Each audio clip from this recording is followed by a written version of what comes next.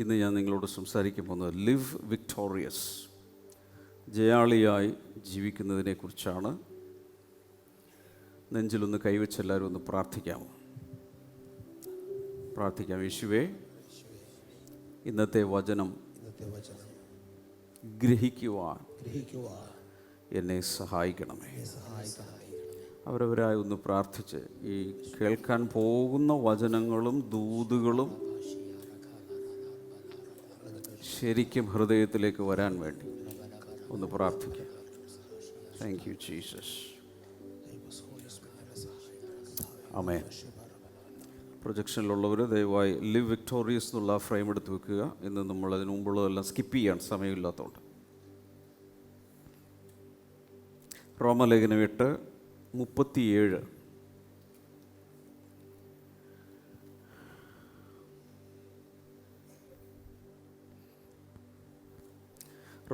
റോമലേഖനം 8:37. No, in all these things we are more than conquerors through him who loved us.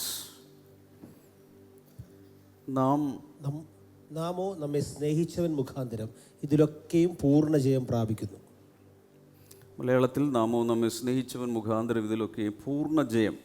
അതിൽ പറഞ്ഞിരിക്കുന്ന പൂർണ്ണ ജയം പ്രാപിക്കുന്നു എന്നാണ്. എന്നാൽ ഒറിജിനലി നമ്മൾ കാണുന്നത് we are more than conquerors, നാം ജയാളികളെക്കാൾ ജയാളികളാകുന്നു എന്ന ഒരു കാര്യമാണ് അവിടെ പറഞ്ഞിരിക്കുന്നത്.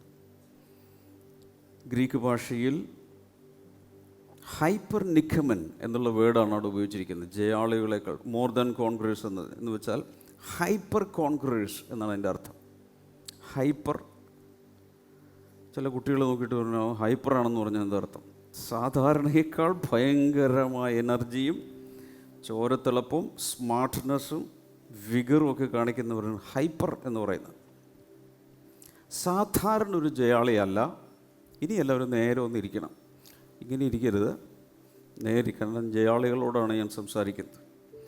സാധാരണ ജയാളികളല്ല, പിന്നെന്താണ്? Hyper conquerors, more than conquerors. സാധാരണ ഒരു ജയിച്ചവെന്ന് പറയുന്നതിനേക്കാൾ ഭയങ്കരമായൊരു ജയം നേടിയ സഭയ്ക്കകത്തുള്ള ഓരോരുത്തരെയും ദൈവം കാണുന്നത് എങ്ങനെയാണ്? തോറ്റു തുന്നമ്പാടി അല്ലെങ്കിൽ തൊപ്പിയിട്ടവരെ പോലെയല്ല. ഇടയ്ക്ക് ജയം, ഇടയ്ക്ക് തോൽവി, അങ്ങനെയല്ല. ഒരു തരത്തിൽ ഞരങ്ങി ഒലിഞ്ഞു പോകുന്നു, അങ്ങനെയല്ല. Hyper conquerors, more than conquerors. സാധാരണ ജയാളികളെക്കാൾ ഒരു വലിയ ജയാളിയായിട്ടാണ് എല്ലാവരെയും ദൈവം കാണുന്നത്.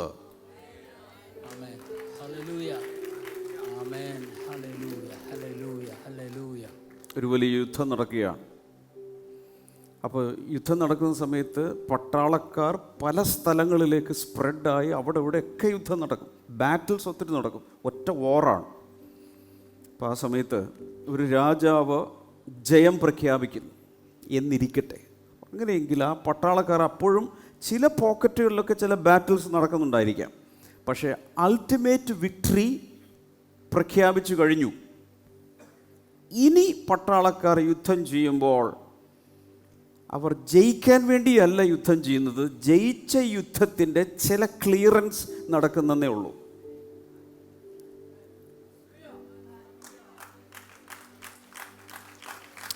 മനസ്സിലാക്കി കൈയടിക്കുക. ഇതാണ് യോഹന്നാന്റെ സുവിശേഷം 19:30 കർത്താവ് ഇങ്ങനെ പറഞ്ഞു, ഇറ്റ് ഈസ് ഫിനിഷ്ഡ്. നിങ്ങൾ ജയം പ്രഖ്യാപിച്ചു കഴിഞ്ഞു.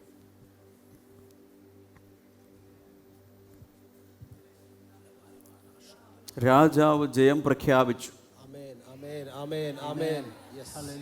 ഇനി അവിടെ ഇവിടെയൊക്കെ ചില നാട്ടുരാജാക്കന്മാരോടൊക്കെ ചെറിയ ചെറിയ ബാറ്റിൽസ് നടക്കുന്നുണ്ട്. പക്ഷേ വിക്ടറി പ്രഖ്യാപിച്ചു കഴിഞ്ഞിരിക്കുകയാണ്. ഇനി ചിലതിനെ ക്ലിയർ ചെയ്യാനുണ്ട്. അതാണിപ്പോൾ നമ്മുടെ ജീവിതത്തിൽ നടന്നുകൊണ്ടിരിക്കുന്നത്. ഞാൻ ഈ പറഞ്ഞ എത്ര പേർക്ക് ശരിക്കും മനസ്സിലായി? അൾട്ടിമേറ്റ് വിക്ടറി എന്നേ കഴിഞ്ഞു. യോഹന്നാൻ 19:30 കഴിഞ്ഞു. നമ്മളിവിടെ വരുന്നതിന് മുമ്പേ ജയം നേടി കഴിഞ്ഞു. ഇനി നമ്മളുടെ ജീവിതത്തിലുള്ള ചില യുദ്ധങ്ങൾ ജയം കിട്ടാൻ വേണ്ടിയിട്ടുള്ളതല്ല, പകരം ചില ക്ലിയറൻസിന് വേണ്ടി മാത്രമാണ്. അവിടെ ഇവിടെയൊക്കെ ഇപ്പോഴും തോൽവി സമ്മതിക്കാതെ ചില എണ്ണങ്ങൾ അവിടെ ഇവിടെയൊക്കെ കിടന്ന് വീമ്പിളക്കുന്നുണ്ട്. അതിനെ ഒന്ന് ഒതുക്കുക എന്നുള്ളതല്ലാതെ, അതുകൊണ്ട് ഒരിക്കലും നമ്മൾ ജയം കിട്ടാൻ വേണ്ടിയല്ല യുദ്ധം ചെയ്യുന്നത്. ജയത്തിൽ നിന്നുകൊണ്ട് ചിലതിനെയൊക്കെ ഒന്ന് ക്ലിയറാക്കി എടുക്കുന്നേ. ഇതകത്ത് കയറിയാൽ മനോഭാവം മാറും, പ്രാർത്ഥനാ രീതികൾ മാറും, നടപ്പിൻ്റെ രീതികൾ മാറും, ബൈബിൾ വായിക്കുന്ന രീതികൾ മാറും, മറ്റുള്ളവരോട് വചനം സംസാരിക്കുന്ന രീതികൾ മാറും. Because I M A Victor, I M A winner.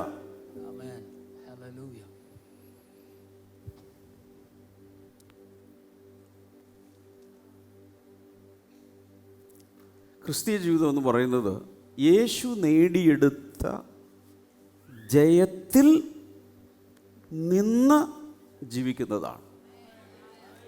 നമ്മളല്ല ജയം നേടിയത്. അതിനെക്കുറിച്ചുള്ള ബോധ്യമുണ്ടായിട്ട് ആ ജയത്തിൽ ഇന്ന് നമ്മൾ ഈ ഭൂമിയിൽ ജീവിക്കുന്ന പരിപാടിയാണ് വിശ്വാസ ജീവിതം എന്ന് പറയുന്നത്.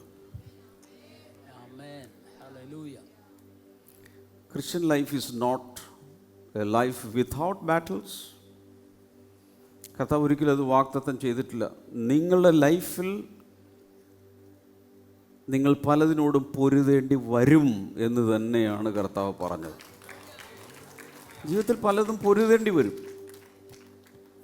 പക്ഷേ ജയിച്ചു കഴിഞ്ഞ യുദ്ധത്തിൽ ജയിച്ച കാര്യത്തിലാണ് അതിൻ്റെ എക്സിക്യൂഷൻ നമ്മൾ നടത്തുന്നത്.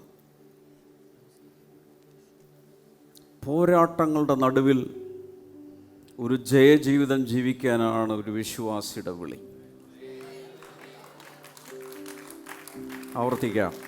പോരാട്ടങ്ങളുടെ നടുവിൽ, ജീവിതത്തിൽ അനുഭവിക്കുന്ന പല പോരാട്ടങ്ങളുടെ നടുവിൽ ഒരു ജയജീവിതം ജീവിക്കാനാണ് കർത്താവ് നമ്മെ വിളിച്ചിരിക്കുന്നത്. രണ്ട് കരങ്ങളും ഉയർത്തി ചില നിമിഷങ്ങൾ പ്രാർത്ഥിച്ചാൽ സഭാശ്രദ്ധയോടെ പ്രാർത്ഥിക്കാം. പരിശുദ്ധാത്മാവ് എന്നിൽ ചലിക്കണമെങ്കിൽ ഞാൻ പ്രാർത്ഥിക്കണം. പരിശുദ്ധാത്മാവിനെ അട്രാക്റ്റ് ചെയ്യണം. എല്ലാവരും ഒന്ന് പ്രാർത്ഥിച്ച ആഗ്രഹത്തോടെ ദൈവിക വെളിപാടുകൾ അകത്തേക്ക് വന്ന് നിറയുവാൻ വേണ്ടി എല്ലാവരും പ്രാർത്ഥിക്കാം. ഉറക്കെ പ്രാർത്ഥിക്കാം. ശുശ്രൂഷകർ പ്രാർത്ഥിക്കാം. മ്യൂസീഷ്യൻസിന് പ്രാർത്ഥിക്കാം. വോളണ്ടിയേഴ്സിന് പ്രാർത്ഥിക്കാം. ക്യാമറയിലുള്ളവർക്ക്, സൗണ്ട് കൺസോളിലുള്ളവർക്ക് പ്രാർത്ഥിക്കാം. ഗ്രീറ്റേഴ്സ്, അഷേഴ്സ്, പ്രോട്ടോകോൾ ടീം പ്രാർത്ഥിക്കാം. എല്ലാവരും പ്രാർത്ഥിക്കും.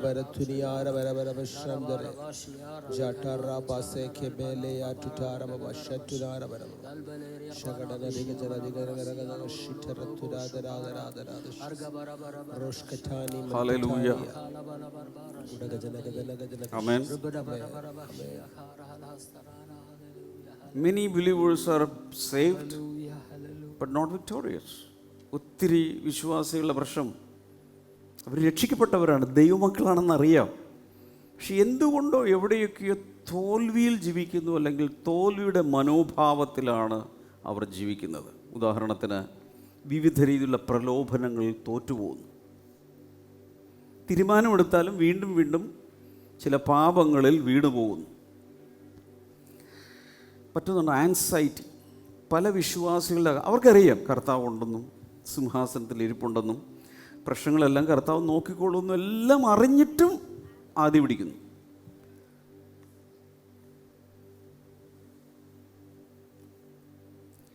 പല വിശ്വാസികളും ഇന്നും കുറ്റബോധത്തിൽ ജീവിക്കുന്നു. അവർക്കറിയാം കുറ്റങ്ങളെല്ലാം, പാപങ്ങളെല്ലാം കർത്താവ് കാൽവരി ക്രൂശിൽ എടുത്തതാണ്.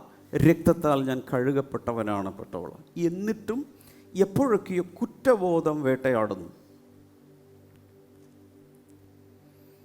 വിശ്വാസികൾ പലരും അഡിക്ഷൻസിൽ ജീവിക്കുന്നു. പുറത്തില്ലായിരിക്കാം, രഹസ്യമായി പലതിൻ്റെയും അഡിക്ഷൻസ് ഉണ്ട്. അതിനേക്കാൾ ഭീകരമാണ് പലപ്പോഴും ഒരു ഡിസ്കറേജ്മെൻറ്റ് വരുന്നു. ഉത്സാഹമില്ലായ്മ, നിരാശ, പലപ്പോഴും അകത്ത് വരും.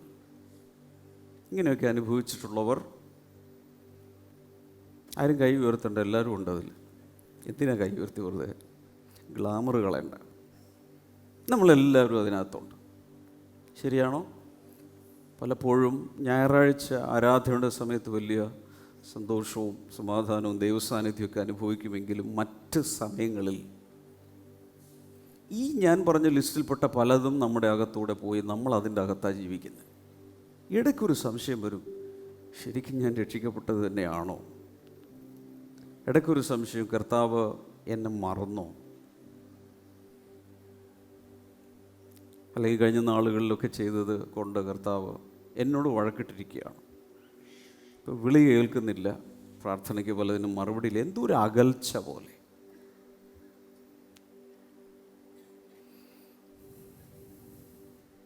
റോമാലേഖനം 5:17 വായിക്കാമോ? ഏകന്റെ ലംഘനത്താൽ മരണം ആ ഏകൻ നിമിത്തം വാണുവെങ്കിൽ കൃപയുടെയും നീതിദാനത്തിൻ്റെയും സമൃദ്ധി ലഭിക്കുന്നവർ യേശുക്രിസ്തു എന്ന ഏകൻ നിമിത്തം ഏറ്റവും അധികമായി ജീവനിൽ വാഴും. ഈ വചനം ഒന്ന് ശ്രദ്ധിക്കുക. ഏകൻ്റെ ലംഘനത്താൽ. ആരാണ് ഏകൻ? ആദാം. പറഞ്ഞേ, ഏകൻ ആദാമിനെയാണ് പറയുന്നത്.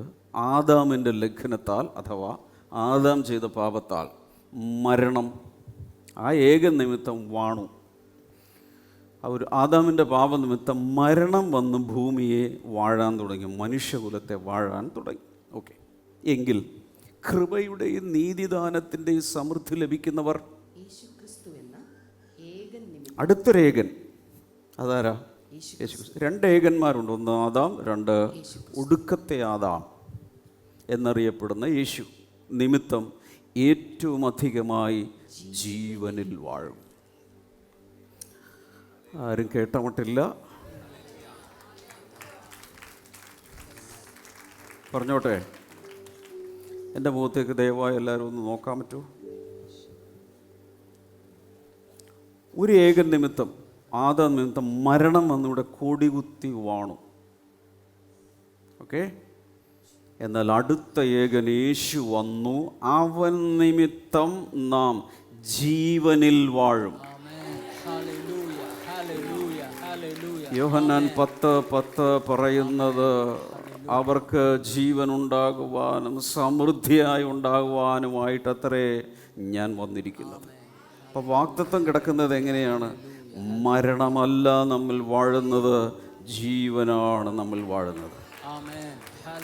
നെഞ്ചിലടിച്ച് പറയും, എന്നിൽ വാഴുന്നത് മരണമല്ല ജീവനാണ്. എന്നിൽ വാഴുന്നത് മരണമല്ല ജീവനാണ്. പുറകെ പറയാം, എന്നിൽ വാഴുന്നത് മരണമല്ല ജീവനാണ്. പിശാച് കേൾക്കട്ടെ. വാഴുന്നത് മരണമല്ല ജീവനാണ്. ഹല്ലേലൂയ, ജീവനാണ്. ഹല്ലേലൂയ. മരണമല്ല ജീവനാണ്. ക്രൂശിൽ കർത്താവ് നേടിയെടുത്ത 3 പ്രധാന ജയം ഞാനിവിടെ പ്രഖ്യാപിക്കാൻ പോവുക. എല്ലാവരും ഇങ്ങനെ പിടിക്കുക. ക്രൂശിൽ ഒത്തിരി ജയം ഉണ്ടായി, പക്ഷേ അതിൽ ഏറ്റവും പ്രധാനപ്പെട്ട 3 ജയങ്ങൾ എല്ലാ ക്രൈസ്തവരും അറിയണം. ഇത് എൻ്റെയും കൂടിയാണെന്ന്. ശരിക്കും ഇതൊക്കെ പറയുമ്പോൾ ആരെങ്കിലും അകത്ത് ഒത്തിരി ആവേശമൊക്കെ തോന്നുന്നുണ്ടോ? എനിക്ക് തോന്നുന്നുണ്ട്. അതുകൊണ്ടാണ് ഞാൻ പറഞ്ഞത്. ഞാൻ കൺട്രോൾ ചെയ്ത് നിൽക്കുകയാണ്. എനിക്കിവിടെ കിടന്ന് ഓടണമെന്നൊക്കെ ഉണ്ട്, തലകുത്തി മറിയണമെന്നുണ്ട്, ഭയങ്കര ആഗ്രഹങ്ങളുണ്ട്. കാരണം ഇതെല്ലാം കൂടി വരുമ്പോൾ അകത്തൊരു ഭയങ്കരമായ ഇതിലൂടെയൊക്കെ ഇങ്ങനെ ഒരു തരം ഇലക്ട്രിക് കറണ്ട് പാസ് ചെയ്യുന്ന പോലെയൊക്കെ തോന്നും. അങ്ങനെ തോന്നുന്ന ആരെങ്കിലും ഉണ്ടോ? തോന്നിയില്ലെങ്കിൽ അടുത്ത ചില നിമിഷങ്ങൾ തോന്നാനുള്ള സർവ്വസാധ്യതയും ഞാൻ കാണുന്നുണ്ട്. 3 ജയങ്ങളാണ് കർത്താവ് എനിക്ക് വേണ്ടി ക്രൂശിൽ നേടിയെടുത്തത്. അതിലൊന്ന് വിക്ടറി ഓവർ സിൻ, പാപത്തിൻ്റെ മേലുള്ള ജയം. പറയാം പാപത്തിന്മേലുള്ള ജയം. ഈ ബ്ലെസ്സിംഗ് ടുഡേ വർത്തമാനം പറയുന്നൊരു സഭയാണ് കേട്ടോ. മിണ്ടാതെ ഇങ്ങനെ സിപ്പിട്ടിങ്ങനെ ഇരിക്കുന്ന സഭയല്ല. ഇതിനകത്ത് സംസാരിക്കാം. ഏഷണി പറയരുത്, പരദൂഷണമൊന്നും പറയരുത്, വേണ്ടാത്തൊന്നും പറയരുത്. പക്ഷെ വചനം പറയാം, സ്തുതിക്കാം, ആരാധിക്കാം. അതിനുള്ള സ്വാതന്ത്ര്യമുള്ളൊരു സഭയാണ് ബ്ലെസ്സിംഗ് ടുഡേ സഭ. ഹല്ലേലൂയ. അതുകൊണ്ട് എല്ലാവരുടെ വായ് സംസാരിക്കണം, തുറക്കണം. പ്രത്യേകിച്ച് ദൈവസ്ഥലിൽ ഒരുമിച്ചിരിക്കുന്ന സമയത്ത് ഞാൻ വിശ്വസിച്ചു, അതുകൊണ്ട് ഞാൻ വായ് തുറന്ന് സംസാരിച്ചു. പറഞ്ഞേ. അപ്പോൾ ആരെങ്കിലും ഇവിടെ വായടച്ചിരിക്കുന്നത് കണ്ടാൽ അതൊരു ആചാരമര്യാദയായിട്ട് ഞാൻ കാണൂല, വിശ്വാസമില്ലായ്മയായിട്ട് ഞാൻ കാണും. കാരണം വിശ്വസിച്ചാൽ എന്ത് ചെയ്യും? വായ് തുറന്ന് സംസാരിച്ചു. നെഞ്ചിലടിച്ച് പറയുക, ഞാൻ വിശ്വസിച്ചു, അതുകൊണ്ട് ഞാൻ വായ് തുറന്ന് സംസാരിക്കും. ഹല്ലേലൂയ. പാപത്തിൻ്റെ മേലുള്ള ജയം. റോമാലേഖനം 6:14 പറയുന്നു, നിങ്ങൾ ന്യായപ്രമാണത്തിനല്ല കൃപയ്ക്കത്രേ അധീനരാകയാൽ പാപം നിങ്ങളിൽ കർത്തൃത്വം നടത്തുകയില്ലല്ലോ.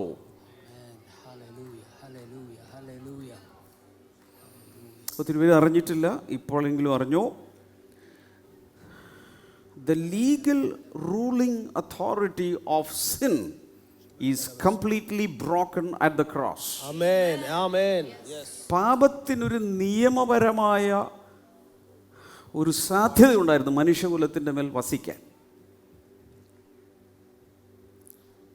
ആ സാധുതയെ കർത്താവ് കാൽവരി ക്രൂശിൽ ക്യാൻസൽ ചെയ്തു.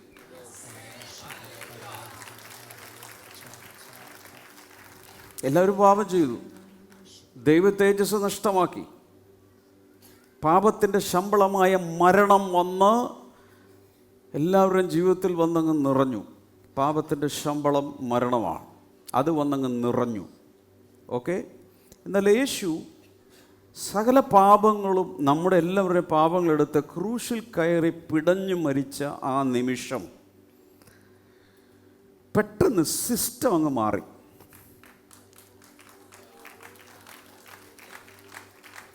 മനസ്സിലായി വരട്ടെ, തെളിഞ്ഞു വരട്ടെ, വെളിവായി വരട്ടെ, വെളിപാട് വരട്ടെ. സിസ്റ്റം മാറി. അതുവരെയുള്ള ഓപ്പറേറ്റിംഗ് സിസ്റ്റം ലോ ആയിരുന്നു. ന്യായപ്രമാണം പറയാം, ന്യായപ്രമാണം മോശെ മുഖാന്തരം വന്നു. എന്നാൽ ഇപ്പുറത്ത് കൃപയും സത്യവും യേശു മുഖാന്തരം ഈ ഭൂമിയിലേക്ക് വന്നു. Thank you Holy Spirit. Hallelujah. എന്ന് വെച്ചാൽ there is a system change. System മാറി.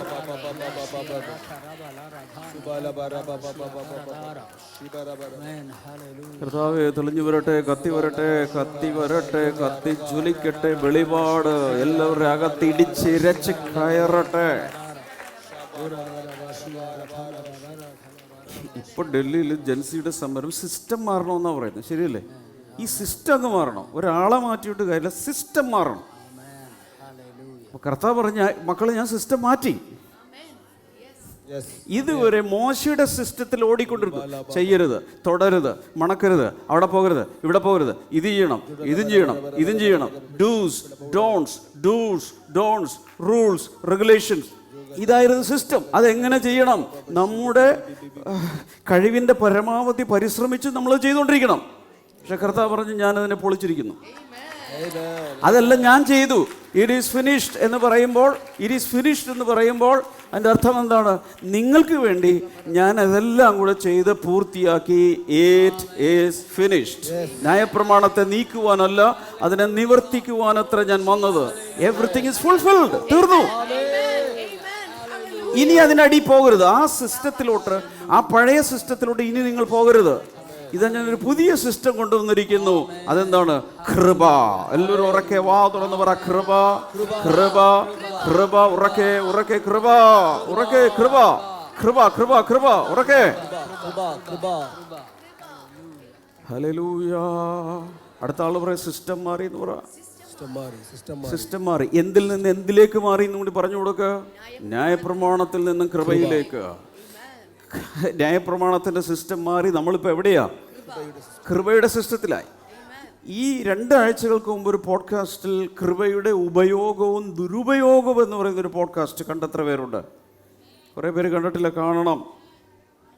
അടുത്ത പ്രാവശ്യം തുടങ്ങി അവിടെ നിർത്തി ആളുകളെ കൊണ്ട് ചോദിപ്പിക്കും, നിങ്ങൾ ഇത് കണ്ടോ, നോട്ട്സ് എഴുതി, എന്നിട്ട് ഇങ്ങോട്ട് കേട്ടുള്ളൂ. അല്ലാത്തവർക്ക് അഡ്മിഷൻ വേണ്ടെന്ന് വിചാരിക്കുക. ഹല്ലേലൂയ. ഇതൊക്കെ നടക്കുന്നുണ്ട് ഇന്നത്തെ അന്തരീക്ഷത്തിൽ. ഞാൻ ഉള്ള കാര്യം ഞാൻ പറഞ്ഞു. ഹല്ലേലൂയ.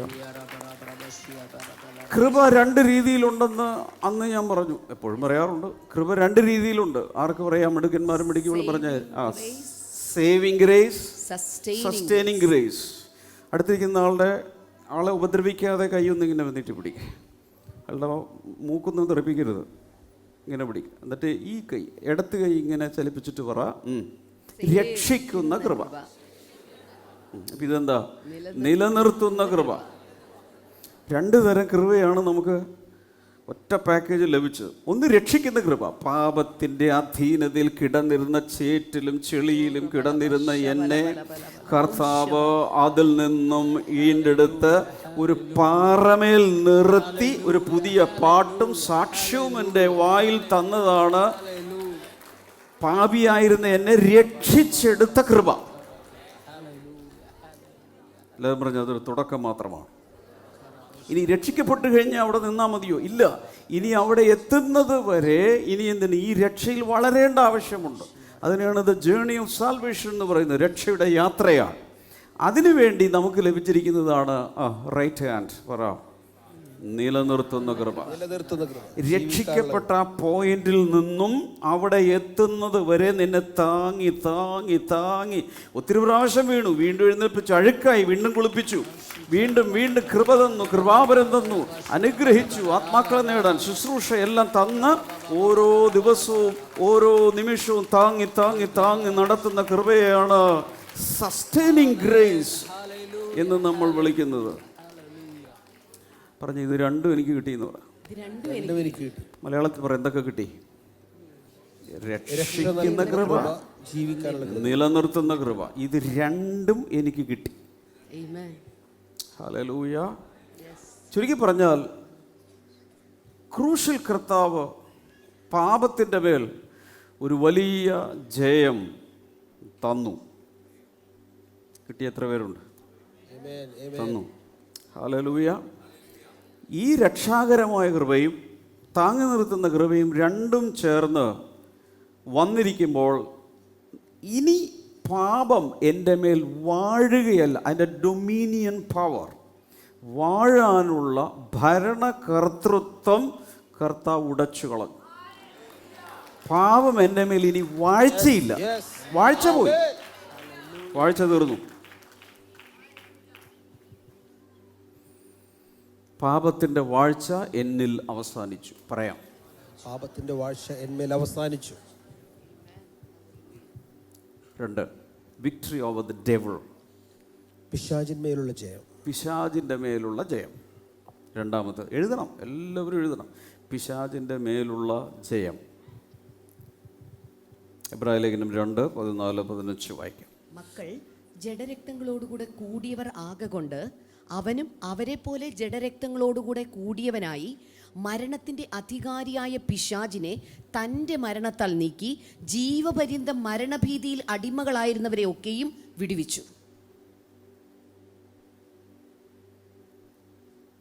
ഇവിടെ പിശാചിനെക്കുറിച്ചും മരണത്തെക്കുറിച്ചും ഭയത്തെക്കുറിച്ചും പറയുന്നുണ്ട്. 3 കാര്യങ്ങൾ.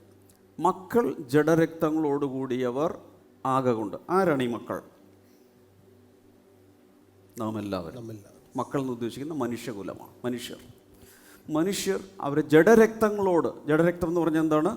ശരീരവും, ബോഡി ആൻഡ് ബ്ലഡ് അല്ലേ, നമ്മുടെ ഭൗതിക ശരീരം, ഈ ശരീരം കൊണ്ട് അവനും, ഈ അവനാരാ?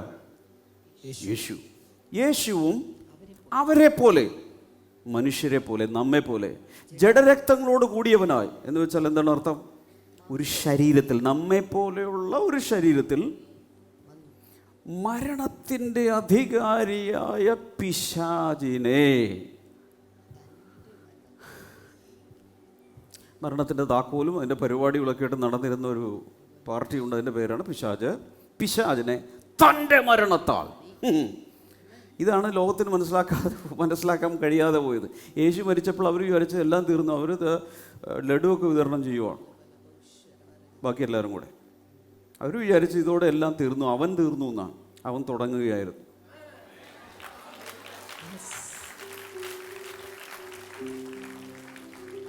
ഹല്ലേലൂയ. തൻ്റെ മരണത്താൽ നീക്കി. അടുത്തത്, ജീവപര്യന്തം മരണഭീതിയാൽ അടിമകളായിരുന്നവരൊക്കെയും വിടുവിച്ചു. എന്നുവെച്ചാൽ ഒരാൾ ജനിച്ച് ബോധം വരുന്ന സമയം തുടങ്ങി അയാൾക്കറിയാം ഒരു ദിവസം മരിക്കുന്നു. അപ്പോൾ ആ ജീവിതകാലം മുഴുവൻ എന്താണ്? ഇന്ന് പോകുന്ന വഴിക്കല്ലോ വണ്ടി ഇടിച്ചാൽ മരിക്കുമോ? അപ്പുറത്തൊരാൾ ക്യാൻസറായിട്ട് മരിച്ചു. എനിക്ക് ചെറുതായിട്ട് ഇവിടെ ഒരു വല്ല തൊറോട്ടിനും വല്ല ക്യാൻസർ ഉണ്ടാകുമോ? അപ്പുറത്തൊരാൾ കിടപ്പില്ല, ഞാനിതുപോലെ കിടപ്പിലായി മക്കളുടെ ഔദാര്യത്തിൽ ജീവിക്കേണ്ടി വരുമോ? ഈ മരണഭയം എല്ലാവരിലും ഇങ്ങനെ നിലനിൽക്കുകയാണ്. ജീവിച്ചിരിക്കുന്നവരെല്ലാം മരണഭയത്തിലാണ്. H1N1 വന്ന് കുറേ പേര് മരിച്ചത്, എനിക്ക് ഈ പ്രാവശ്യം വരുമോ, ഈ വർഷം ഞാൻ തീരുമോ? ഇതിൻ്റെ പേരാണ് മരണഭയം. അതിൻ്റെ ഒരു അധികാരി ഉണ്ടായിരുന്നു, അതാണ് പിശാച്. പിശാചിനെ തൻ്റെ മരണത്താൽ നീക്കി മരണപര്യന്തം മരണഭീതിയാൽ അടിമകളായിരുന്നവരൊക്കെയും വിടുവിച്ചു. കർത്താവ് തൻ്റെ മരണത്താൽ ഈ മരണത്തെയും പാതാളത്തെയും ജയിച്ചതിൻ്റെ താക്കോൽ പറിച്ചു മേടിച്ചിട്ട് പറഞ്ഞു, മരണത്തിൻ്റെയും പാതാളത്തിൻ്റെയും താക്കോൽ എൻ്റെ കൈവശമുണ്ട്. ഞാൻ ജീവനും ഞാൻ തന്നെ വഴിയും സത്യവും ജീവനുമാകുന്നു. എൻ്റെ പിന്നാലെ വരുന്നവൻ ആരും ഇരുളിലാകയില്ല, അവർക്ക് ജീവന്റെ വെളിച്ചം ലഭിക്കും. അതുകൊണ്ട് എല്ലാവരെയും മരണഭയത്തിൽ നിന്നും സ്വതന്ത്രമാക്കിയിരിക്കുന്നു. എന്നിട്ട് വിശ്വാസികൾ മരണഭയത്തിലാണ് ജീവിക്കുന്നത്. എന്തുകൊണ്ട്? ഇത് മനസ്സിലായിട്ടില്ല.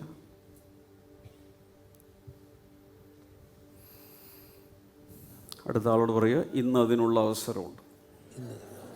ഞാൻ വിശ്വസിക്കുന്നു എപ്പോഴാണോ നമ്മൾ ഇവിടം വിട്ട് പോകേണ്ടത് ആ സമയത്ത് ഭീതിയിലോ മരണഭയത്തിൽ ഇവിടുന്ന് പോകാതെ ഒരു വലിയ സന്തോഷത്തിലും പ്രത്യാശയിലും ഇവിടുന്ന് പോകാൻ പറ്റും എന്നാണ് എൻ്റെ വിശ്വാസം.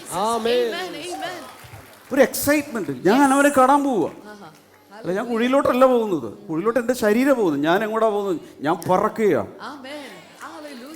ഇത്രയും നാൾ കാത്തിരുന്ന ആളെ മുഖാമുഖം കാണുവാനായി ഇതിനേക്കാൾ എക്സൈറ്റ്മെന്റ് ഉള്ള സന്തോഷമുള്ള ഒരു സ്ഥലത്തേക്കാണ് ഞാൻ പോകുന്നത്.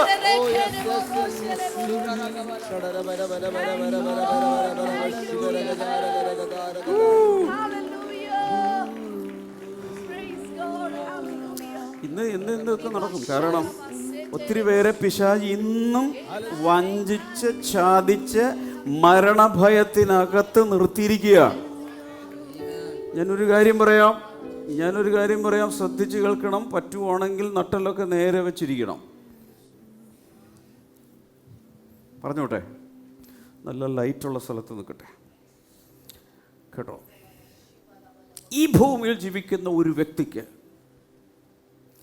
മരണഭയത്തെ ജയിക്കാൻ പറ്റിയാൽ ആ വ്യക്തിക്ക് പിന്നെ എന്തും ചെയ്യാം.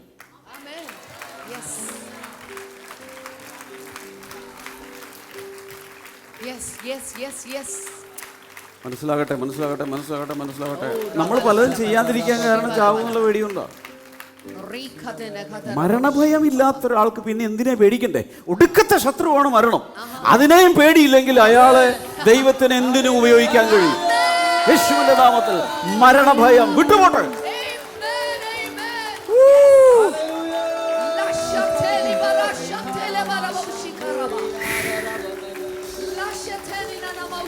Thank you, Holy Spirit. Oh, Jesus. Thank you, Holy Spirit. Hallelujah. Jesus. 3-4 പേരെ ഒന്ന് തൊട്ടിട്ട് പറ, ഇന്ന് നിങ്ങളിൽ എന്തോ സംഭവിക്കുന്നുണ്ട്. ഹല്ലേലൂയ. അറിവിന് വേണ്ടി ഒരു കാര്യം പറയുക. Fear is not merely a psychological condition.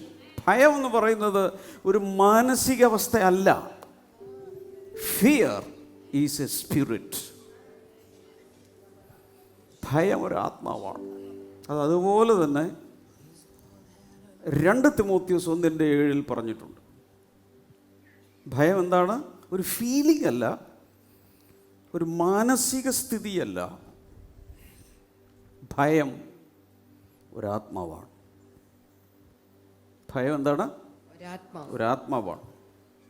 അതാണ് 2 തിമോത്തിയോസ് 1:7 സ്പിരിറ്റ് ഓഫ് ഫിയർ, ഭയത്തിൻ്റെ ആത്മാവ്, ഭീരുത്വത്തിൻ്റെ ആത്മാവ്. അത് തന്നെയാണ് ഭയത്തിൻ്റെ ആത്മാവ്. അങ്ങനെ തന്നെ എഴുതിയിട്ടുണ്ട്.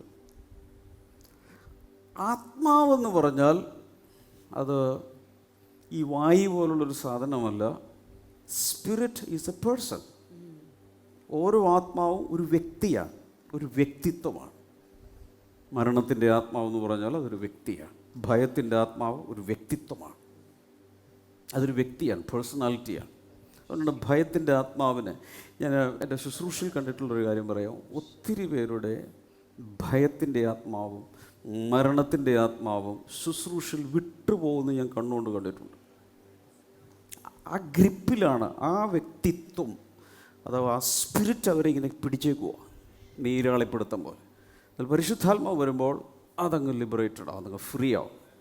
ഇന്നും ഈ ശുശ്രൂഷയുടെ ഇടയിൽ ഭയത്തിൻ്റെ ആത്മാവിൽ ആരെങ്കിലുമൊക്കെ പെട്ടിരിപ്പുണ്ടെങ്കിൽ, ഗ്രിപ്പിലിരിപ്പുണ്ടെങ്കിൽ, ഇന്ന് ആ നീരാളിപ്പിടുത്തം ഇങ്ങനെ വിട്ട് നിങ്ങൾ സ്വതന്ത്രമാവുകയാണ്.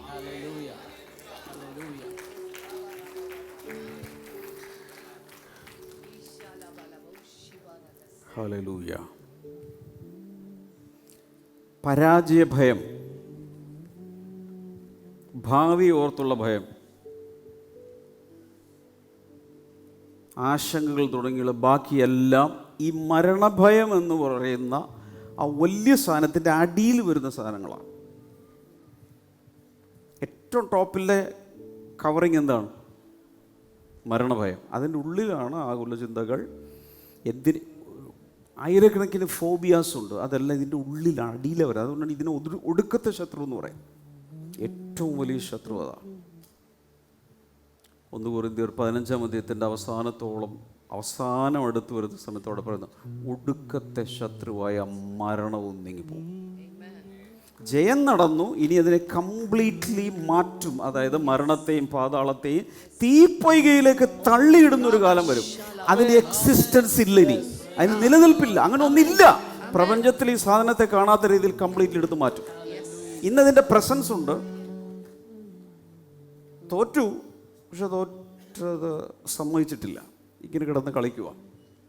എന്നാൽ അതിനെ മുഴുവനും അന്തരീക്ഷത്തിൽ നിന്ന് എടുത്തു മാറ്റുന്നൊരു കാലം വരും. അതുവരെ നമ്മൾ ഇതുമായിട്ടൊരു സ്ട്രഗിൾ ഉണ്ട്, ഒരു പോരാട്ടമുണ്ട്. അപ്പോൾ 2 ജയം പറഞ്ഞു. ഒന്നാമത്തെ ജയം പാപത്തിൻ്റെ മേലുള്ള ജയം, രണ്ടാമത്തെ ജയം പിശാചിൻ്റെ മേലും മരണത്തിൻ്റെ മേലും എല്ലാം കൂടി ഒറ്റ പാക്കേജാണ്. അതിൻ്റെ മേൽ കർത്താവ് ജയം നേടി. 3, വിക്ടറി ഓവർ ദ വേൾഡ്. ലോകത്തെ അവൻ ജയിച്ചു. ലോകത്തിൻ്റെ മേലുള്ള ജയം. അത് ഒത്തിരി പേർക്ക് മനസ്സിലാകാത്തൊരു ഭാഷയാണ്. ലോകത്തിൻ്റെ മേൽ തന്നെ ഞാൻ ജയിക്കുന്നത്. ലോകം എന്നവിടെ ഉദ്ദേശിക്കുന്നത് ഈ കാണുന്ന ഭൂമിയോ അതിലെ ആളുകളോ മലയും കുന്നും പുഴയും സമുദ്രവും ആ ലോകമല്ല ഉദ്ദേശിക്കുന്നത്. ഈ ലോകം എന്ന് ഉദ്ദേശിക്കുന്നത് ഈ ലോകത്തിലുള്ള ചില വ്യവസ്ഥകളാണ്. ഇവിടെയുള്ള സമ്പദ് വ്യവസ്ഥ, രാഷ്ട്രീയ വ്യവസ്ഥ തുടങ്ങി സകല വ്യവസ്ഥകളും പാരമ്പര്യങ്ങളും വ്യർത്ഥവും പിതൃപാരമ്പര്യമുള്ള നിങ്ങളുടെ നടപ്പിൽ നിന്നും നിങ്ങളെ വീണ്ടെടുത്തിരിക്കുന്നു. എന്ന് വെച്ചാൽ നമ്മുടെ മാതാപിതാക്കളുടെ ഒരു വഴിയുണ്ടായിരുന്നു. അന്ധരാണ്, ആത്മീയമായ ഒരു കാഴ്ചപ്പാടുമില്ല, കണ്ണൊന്നും കാണുന്നില്ല. പക്ഷേ എന്തൊക്കെയോ മതങ്ങളിലും സംസ്കാരങ്ങളിലൊക്കെ പെട്ട് ഇങ്ങനെ ഒഴുകിക്കൊണ്ടിരിക്കുന്നത് നമ്മളെയാണ്. പെട്ടെന്ന് കർത്താവ് ഒന്ന് സ്റ്റോപ്പ് ചെയ്യിച്ച് അവിടെ നമ്മളെ വിടുവിച്ചു. വ്യർത്ഥവും പിതൃപാരമ്പര്യമുള്ള നിങ്ങളുടെ നടപ്പിൽ നിന്നും നിങ്ങളെ വീണ്ടെടുത്തു. പക്ഷെ ഇതിൻ്റെ തുടക്കം എവിടെയാണെന്ന് അറിയാമോ? ഇത് തുടക്കം ക്രൂശിലാണ്. യോഹന്നാന്റെ സുവിശേഷം 16:33 കർത്താവ് പറയുന്നത്, ഈ ലോകത്തിൽ നിങ്ങൾക്ക് കഷ്ടമുണ്ട്, ഈ ലോകത്തിൽ എങ്കിലും ഞാൻ ലോകത്തെ ജയിച്ചിരിക്കുന്നു. ലോകത്തെ ജയിച്ചിരിക്കുന്നു. എൻ്റെ അർത്ഥം, ഒത്തിരി പേരും പല കാര്യങ്ങളും ചെയ്യാതിരിക്കാൻ കാര്യം സമൂഹത്തിൽ ഒറ്റപ്പെടുമോ, സമുദായത്തിൽ ഒറ്റപ്പെടുമോ, കുടുംബത്തിൽ ഒറ്റപ്പെടുമോ, ആളുകൾ എന്നെ വെറുക്കുമോ. ഇപ്പോൾ യേശുവിൻ്റെ പിന്നാലെ പോയാൽ, ക്രിസ്തീയ വിശ്വാസം തുടർന്നാൽ ഒത്തിരി പേരെന്നെ വെറുക്കില്ലേ? എന്നെ സ്നേഹിക്കുന്ന ഇവരെല്ലാവരും എന്നെ കൈവിട്ടാൽ പിന്നെ ഞാൻ എങ്ങനെയും ഭൂമിയിൽ ജീവിക്കും? ഇതെല്ലാം ലോകത്തിൽ ഉള്ള ഭയമാണ്. എന്നാൽ യേശു അതിനെ ജയിച്ചു. ഇവിടെ പറഞ്ഞതിനനുസരിച്ച് ഞാൻ ലോകത്തെ ജയിച്ചിരിക്കുന്നു. അതിൻ്റെ അർത്ഥം, ഈ ലോകത്തിലെ മതങ്ങളെയോ ഈ ലോകത്തിലെ സിസ്റ്റങ്ങളെയോ ഈ ലോകത്തിലെ ഒന്നിനെയും ഞാൻ ഭയപ്പെടുന്നില്ല. അതിനപ്പുറത്തൊരു ജീവിതം ജീവിച്ച് ലോകത്തിൻ്റെ മേൽ ഞാൻ ജയിച്ചിരിക്കുന്നു. അതുകൊണ്ട് നിങ്ങളും ജയിക്കും.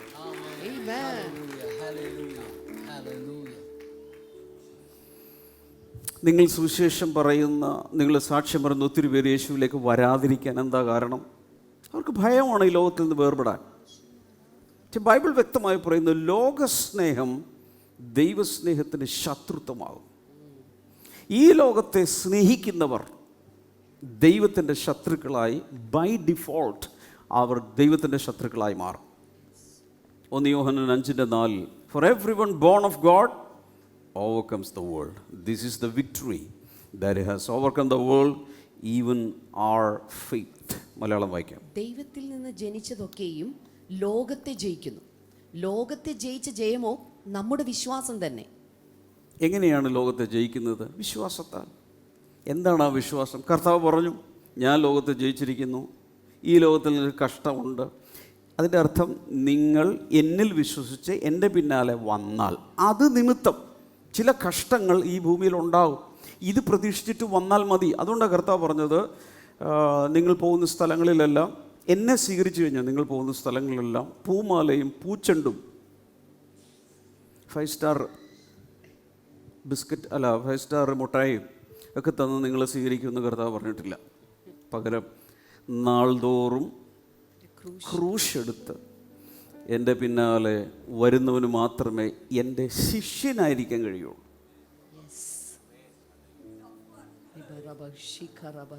റിക്രൂട്ട്മെൻ്റാണ്, റിക്രൂട്ട്മെൻറ്റ്. എൻ്റെ ശിഷ്യത്വം സ്വീകരിക്കണമെങ്കിൽ ഇതിനുള്ള മനസ്സ് കാണിച്ചിട്ട് വന്നാൽ മതി.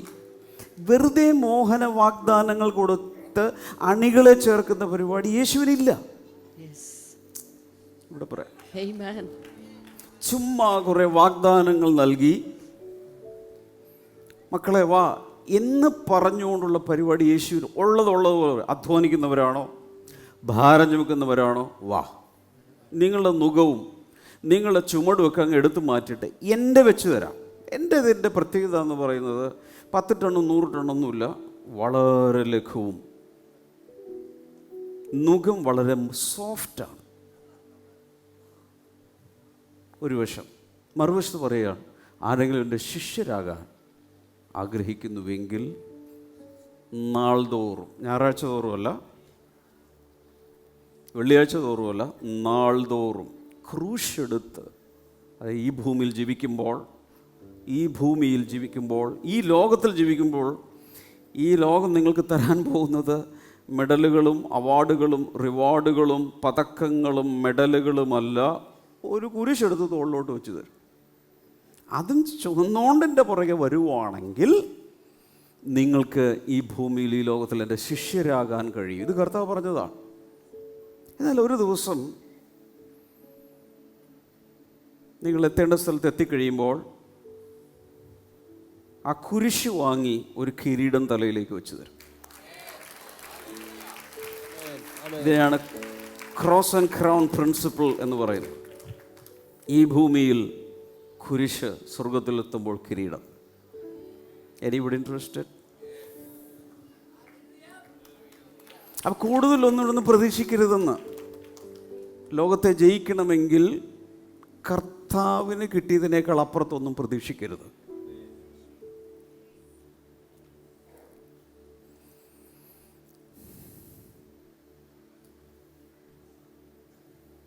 ഒന്ന് യോഹന്നാൻ 5:4 വായിക്കാമോ?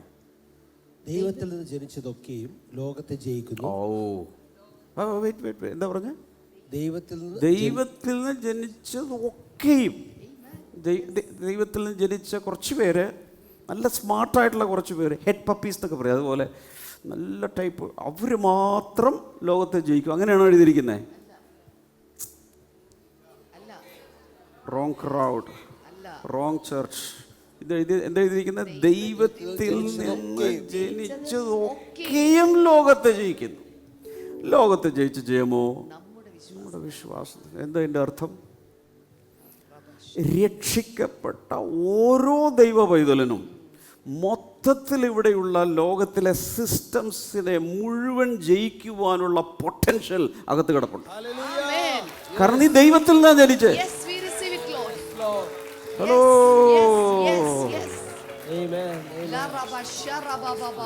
കുഞ്ഞ്, നീ മനുഷ്യരിൽ നിന്നും മാതാപിതാക്കളിൽ നിന്നും ജനിച്ചപ്പോൾ നീ മനുഷ്യ കുഞ്ഞായിട്ട് വന്നു. പക്ഷെ ദൈവത്തിൽ നിന്ന് ജനിച്ചപ്പോൾ നീ ദൈവത്തിന്റെ കുഞ്ഞാ. അതുകൊണ്ട് ലോകത്തെ ജയിക്കും. Because we are not of this world. നാം ഈ ലോകത്തിൽ നിന്നുള്ളവരല്ല. അടുത്ത ആൾ ചോദിക്കുക എന്തെങ്കിലും കത്തുന്നുണ്ടോ എന്ന് ചോദിക്കുക. എന്തെങ്കിലും കത്തുന്നുണ്ടോ അകത്ത്? ഇതൊന്നും പറഞ്ഞ വിഷയം എൻ്റെ കഥ പറയാം. എൻ്റെ കഥ എന്ന് പറഞ്ഞാൽ ഇത്രേ ഉള്ളൂ. പൊതുവെ ധൈര്യമില്ലാത്തൊരു മനുഷ്യനാണ് ഞാൻ. ധൈര്യം എന്ന് പറഞ്ഞ സാധനമില്ല. പക്ഷേ ദൈവത്തിൻ്റെ വചനം എൻ്റെ അകത്ത് വന്നു, ദൈവത്തിൻ്റെ ആത്മാവ് എൻ്റെ അകത്ത് വന്നു. ഞാൻ രക്ഷിക്കപ്പെട്ട ആ നിമിഷം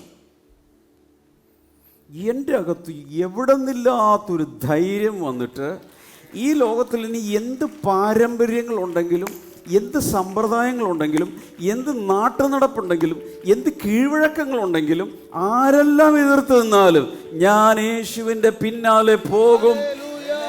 ഈ ലോകം മുഴുവൻ എതിർത്താലും യേശുവിന് വേണ്ടി നിൽക്കും എന്നുള്ളൊരു സാധനമകത്ത് വന്നു. ദൈവത്തിൽ നിന്ന് ജനിച്ചവരൊക്കെയും ഭീരുക്കളാണെങ്കിൽ പോലും ലോകത്തെ ജയിക്കുവാനുള്ള ഒരു വലിയ ശക്തി അവരുടെ അകത്ത് വരും.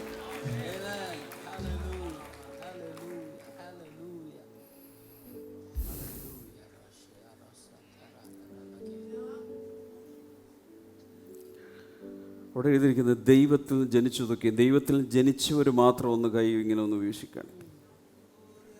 നല്ല എലിഗന്റ് മാർപ്പാപ്പയൊക്കെ ചെയ്യുന്ന പോലെ ചെയ്യും.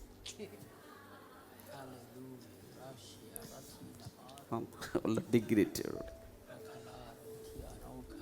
ദൈവത്തിൽ നിന്ന് ജനിച്ചു. ഹല്ലേലൂയ. ദൈവത്തിൽ നിന്ന് ജനിച്ചതൊക്കെ. അപ്പൊ ഈ കൈ വീശിയവരൊക്കെ അതിൽപ്പെട്ടതല്ലേ? ആ വർഗത്തിൽപ്പെട്ടതല്ലേ? ദൈവത്തിൽ ജനിച്ചില്ലേ? അങ്ങനെയെങ്കിൽ ദൈവത്തിൽ നിന്ന് ജനിച്ചവരുടെ ബർത്ത് റൈറ്റ് ആണ് ലോകത്തെ ജയിക്കുക. അവരുടെ ജന്മാവകാശമാണ്.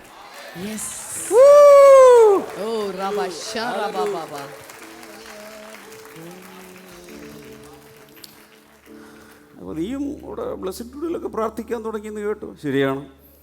ഇങ്ങനെ പോയാൽ അടുത്ത അടിയന്തരത്തിന്, അടുത്ത കല്യാണത്തിന് നിന്നെ വിളിക്കില്ല. വേണ്ട, കുഞ്ഞാടിൻ്റെ കല്യാണത്തിൻ്റെ വലിയ ഇൻവിറ്റേഷൻ വന്നു കിടക്കുക. ഞാൻ പോകും. നിന്റെ കല്യാണമാണോടാ എൻ്റെ വിഷയം? കുഞ്ഞാടിൻ്റെ കല്യാണത്തിന് ക്ഷണിക്കപ്പെട്ടവർ ഭാഗ്യവാന്മാർ. നിന്റെ കല്യാണക്കുറി പോക്കറ്റിലിട്ടോടാ. ഞാൻ പോകും. എവിടെ? കുഞ്ഞാടിൻ്റെ കല്യാണത്തിന്. ഇത് പറയാനുള്ള ഗട്ട്സ് ആണ് ദൈവത്തിൽ നിന്ന് ജനിച്ചവർക്ക്. Celebrate! Celebrate!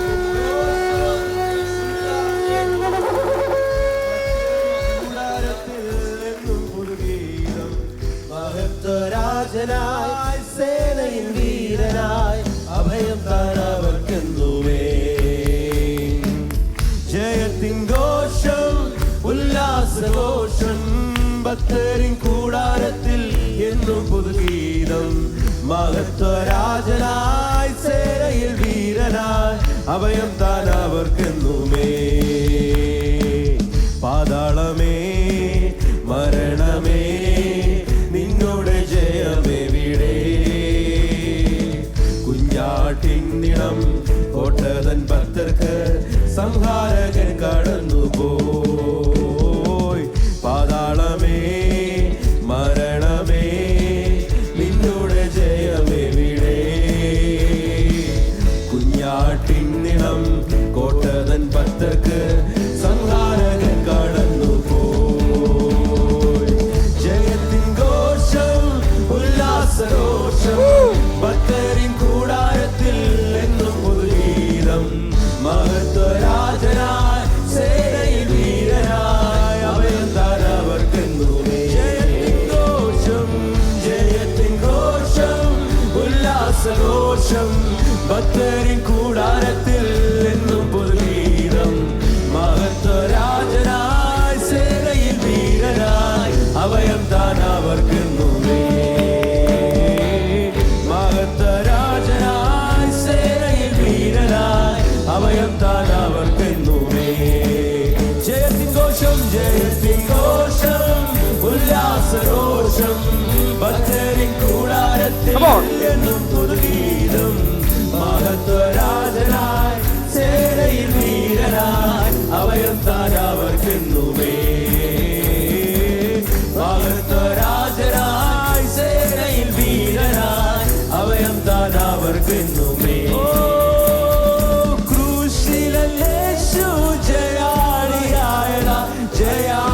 യോശുവ. ഞാൻ ജയാളിയാണല്ലോ, ക്രൂശിലേശു ജയാളിയായതാ, ജയാളിയാണല്ലോ, ഞാൻ ജയാളിയാ. ആർത്തുപാടാം ജയാളി. ക്രൂശിലേശു ജയാളിയായതാ, ജയാളിയാണല്ലോ, ഞാൻ ജയാളിയാണല്ലോ, ജയാളിയാണല്ലോ, ഞാൻ ജയാളിയായല്ലോ, ജയാളിയാണല്ലോ, ഞാൻ ജയാളിയാണല്ലോ. എല്ലാവരും ഇതുപോലെ വിളിച്ച് നാർപ്പ് വിളിച്ച് കരങ്ങൾ വായിൽ വെച്ചാർപ്പോടെ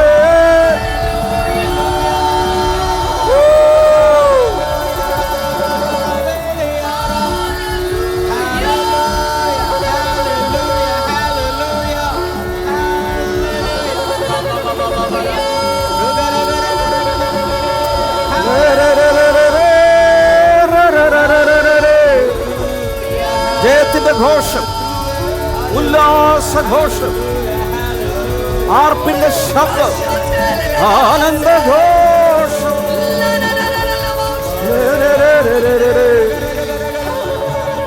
പാപത്തെ ജയിച്ചു, പിശാചിനെ ജയിച്ചു, മരണത്തെ ജയിച്ചു, ലോകത്തെ ജയിച്ചു. എല്ലാ സഭകളിലും ആർപ്പ്.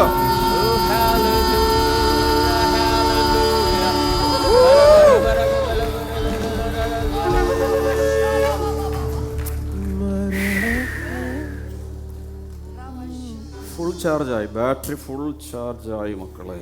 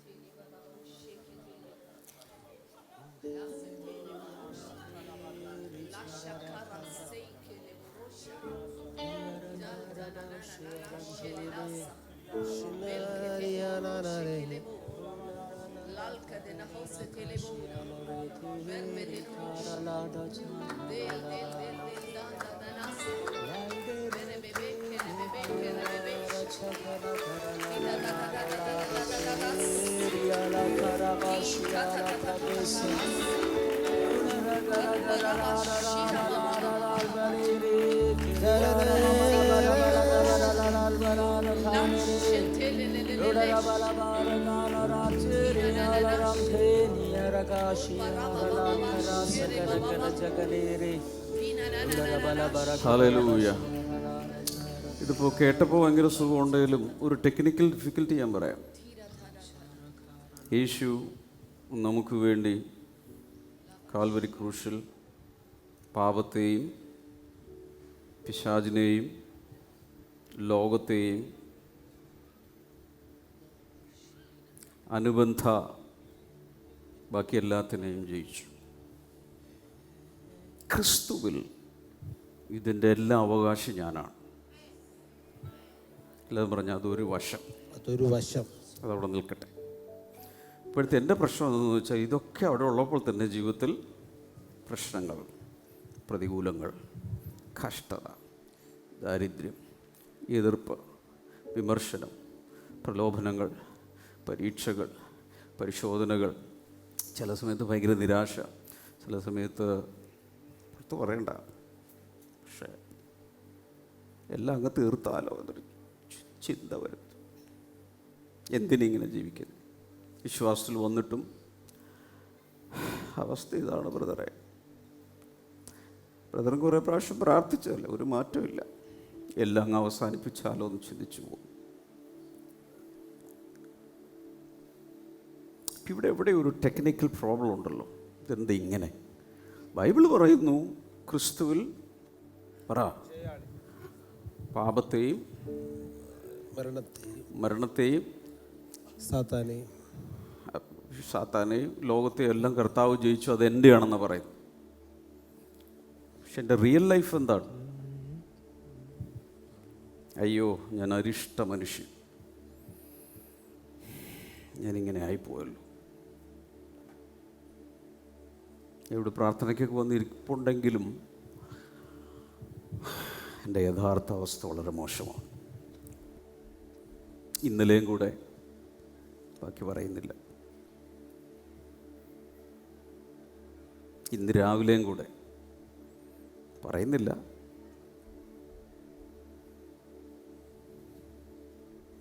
So there is a huge gap between this reality and this reality. Amen. Amen. ശരിയാണോ പറയുന്നത്? Yes.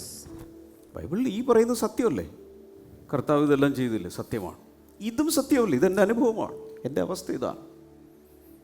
ഇവിടെയാണ് പലരും നമ്മളെ വീക്ഷിച്ചിട്ട് അവർക്ക് നമ്മളോട് സോറി തോന്നുന്നത്. കാരണം വലിയ വലിയ കാര്യങ്ങളൊക്കെയാണ് പറയുന്നതെങ്കിലും അനുഭവം ഞാൻ കണ്ടു, ഇതൊക്കെയല്ല ഇതിൻ്റെ അവസ്ഥ. ദൂരം കാശടച്ച് തീർക്കാനുണ്ട്, ബാങ്കിൽ ലോൺ ജപ്തി, വീട്ടിൽ നടക്കുന്ന പ്രശ്നങ്ങളൊക്കെ എനിക്കറിയാം, പിള്ളേർ ഗുണം പിടിക്കാത്തതും എല്ലാം എനിക്കറിയാം. വൈ?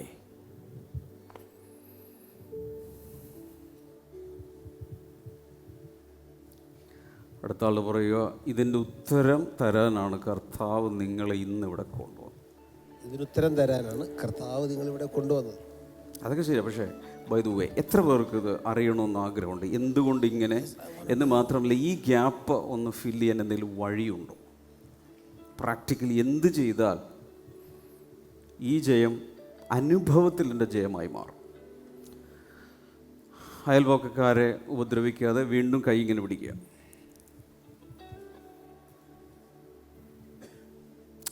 പറയുക, positional victory, positional victory, personal victory. Personal victory. അതെന്താണത്? സ്ഥാനപരമായ വിജയവും, സ്ഥാനീയമായ ജയവും, പിന്നെ വ്യക്തിപരമായ ജയവും. പറഞ്ഞ്, സ്ഥാനീയമായ ജയം, സ്ഥാനീയമായ വിജയവും വ്യക്തിപരമായ വിജയം. ഇത് രണ്ടും തമ്മിലൊരു ഭയങ്കര ഗ്യാപ്പ്. ഈ ഇതിലോട്ടൊന്ന് നോക്കിയേ.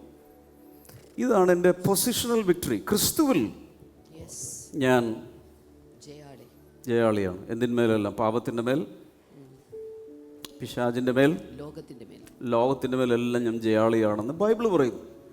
ബൈബിൾ പറയുന്നത് സത്യം, കള്ളം പറയാൻ സാധ്യതയില്ല, അത് സത്യമാണ്. പൊസിഷണൽ വിക്ടറി, സ്ഥാനീയമായ എൻ്റെ ജയം.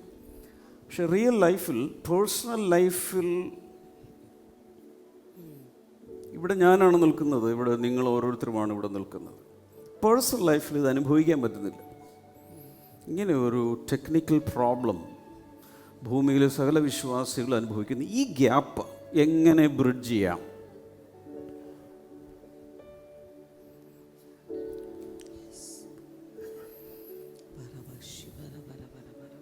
അഥവാ ക്രൂശിൽ കർത്താവ് നേടിയെടുത്ത ജയത്തെ എൻ്റെ ജീവിതത്തിലേക്ക് ട്രാൻസ്ഫർ ചെയ്യാൻ, ട്രാൻസ്ലേറ്റ് ചെയ്യാൻ എങ്ങനെ സാധിക്കും?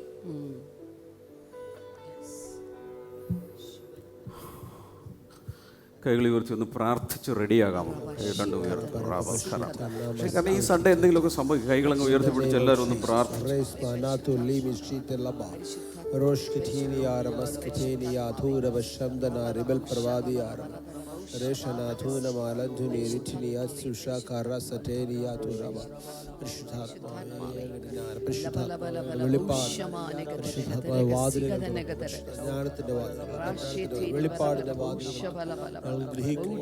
കണ്ണുകൾ തുറക്കും. Oh, precious Holy Spirit, help us, Holy Spirit. Oh, help us, Holy Spirit. Hatuni. Drasha tasata makeri abashatuni. Lushala baba baba. പരിശുദ്ധാത്മാവേ.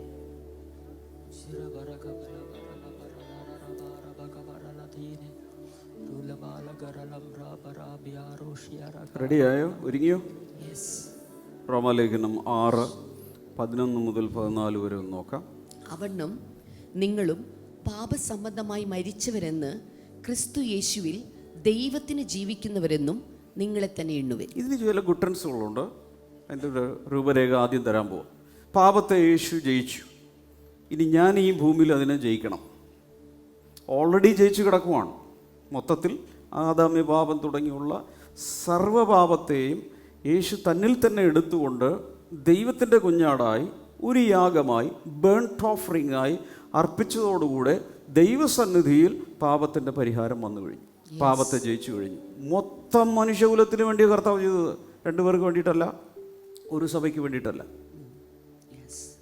എന്നാൽ വ്യക്തിപരമായി പറഞ്ഞേ, വ്യക്തിപരമായി ഇവിടെ കുത്തിയിട്ട് പറ, വ്യക്തിപരമായി എൻ്റെ ജീവിതത്തിൽ ഞാൻ പാപത്തെ ജയിക്കണമെങ്കിൽ പൗലോസ് പറയുന്നു, ഔവണ്ണം നിങ്ങളും പാപം സംബന്ധമായി മരിച്ചവരെന്നും ക്രിസ്തുവേശുവിൽ ദൈവത്തിന് ജീവിക്കുന്നവരെന്നും നിങ്ങളെ തന്നെ ആദ്യം അങ്ങ് എണ്ണാൻ തുടക്കമാണ്. ആദ്യം തന്നെ എന്ത് ചെയ്യണം?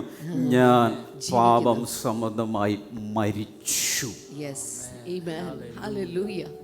അത് കൗണ്ട് ചെയ്യാൻ, അങ്ങനെ കൗണ്ട് ചെയ്യുക എന്ന് പറയുന്നത് ഒരു അക്കൗണ്ടിങ് ടേമാണ്. അക്കൗണ്ട്സിൽ ഉപയോഗിക്കുന്ന വേർഡാണ് കൗണ്ട്, എണ്ണുക. അങ്ങനെ അങ്ങ് എണ്ണുക. പറ്റിയോ എല്ലാവർക്കും? ഞാൻ പാപസംബന്ധമായി ഞാൻ മരിച്ചു. എല്ലാവരും പാപം ചെയ്യുമ്പോൾ പാപത്തിൽ രസിച്ച് പാപത്തിൻ്റെ ഈ വഴികളിലൊക്കെ ജീവിക്കുന്നുവെങ്കിലും പക്ഷെ ഞാൻ പാപത്തിന് മരിച്ചു. പറ, ഞാൻ പാപത്തിൽ മരിച്ചു. പഠിച്ചു പറ, ഞാൻ പാപസംബന്ധമായി മരിച്ചു. അടുത്തത്, ആകയാൽ പാപം നിങ്ങളുടെ മർത്യശരീരത്തിൽ, ഇവിടെ ഇങ്ങനെ പിടിക്കും, ഈ ശരീരത്തിൽ അതിന്റെ മോഹങ്ങളനുസരിക്കുമാറ് ഇനി വാഴരുത്. തോറ്റു. നിങ്ങളുടെ മേൽ ആ പാപം വാഴാതിരിക്കാൻ നിങ്ങളായി തീരുമാനിക്കണം. പിശാചിൻ്റെ ഒരു പ്രത്യേകത, തോറ്റാലും തോൽവി സമ്മതിക്കില്ല. പാപത്തിൻ്റെ ഒരു പ്രത്യേകത, ജയിച്ചാലും വീണ്ടും പ്രലോഭനങ്ങളായി വരും. ലോകത്തിൻ്റെ പ്രത്യേകത, വീണ്ടും നിന്റെ വഞ്ചിയിലേക്ക് വെള്ളം കയറ്റാൻ, തോണിയിലേക്ക് ഈ ലോകത്തിൻ്റെ വെള്ളം കയറ്റാനുള്ള ഒരു ഫ്ലഡുമായിട്ട് വരും. ഇതിനെല്ലാം ജയിക്കുവാനുള്ള പ്രാക്ടിക്കലായിട്ടുള്ള കാര്യങ്ങളാണ് ഞാനിപ്പോൾ പറയുന്നത്. ഒരു ഫ്രാക്ഷൻ ഓഫ് എ സെക്കൻഡ് പോലും നിങ്ങൾ ശ്രദ്ധ അങ്ങോട്ടും മാറരുത് ഇനിയുള്ള സമയത്ത്. അപ്പോൾ ഒന്ന്, നിങ്ങളിനി പാപത്തെ നിങ്ങളുടെ ശരീരങ്ങളിൽ ഒരു വാഴ്ചയ്ക്ക് വേണ്ടി സമ്മതിക്കരുത്. ആകയാൽ ഇനി പറയാം, നിങ്ങളുടെ അവയവങ്ങളുള്ള ആരെങ്കിലും ഉണ്ടോ? എല്ലാവർക്കും അവയവങ്ങളുണ്ട്. അനീതിയുടെ ആയുധങ്ങളായ പാപത്തിന് സമർപ്പിക്കരുത്. രക്ഷിക്കപ്പെടാത്ത എല്ലാവരും സമർപ്പിച്ചേക്കുക. നിങ്ങളിനി സമർപ്പിക്കരുത്. പകരം നിങ്ങളെ തന്നെ മരിച്ചിട്ട് ജീവിക്കുന്നവരായി, നമ്മൾ മരിച്ചു, പാപം സംബന്ധമായി മരിച്ചു, ജീവിക്കുന്നവരായും നിങ്ങളുടെ അവയവങ്ങളെ നീതിയുടെ ആയുധങ്ങളായും ദൈവത്തിന് സമർപ്പിച്ചുകൊള്ളുവിൻ.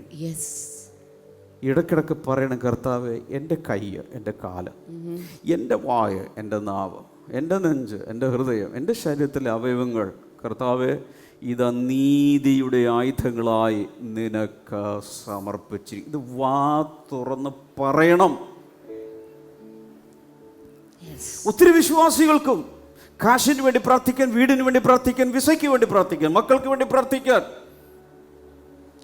ഭർത്താവിനെ ശരിയാക്കാൻ വേണ്ടി ഇതൊക്കെ പ്രാർത്ഥനാ വിഷയങ്ങളായിട്ട് അറിയാവൂ. ഇത് പ്രാർത്ഥനാ വിഷയമായിട്ട് എത്ര പേർക്കുണ്ട്? ഇത് ഇങ്ങനൊരു സമർപ്പണം എത്ര പേര് ചെയ്യാറുണ്ട്? നിങ്ങൾ ന്യായപ്രമാണത്തിനല്ല കൃപയ്ക്കത്ര അധീനരാകയാൽ പാപം നിങ്ങളിൽ കർത്തൃത്വം നടത്തുകയില്ല.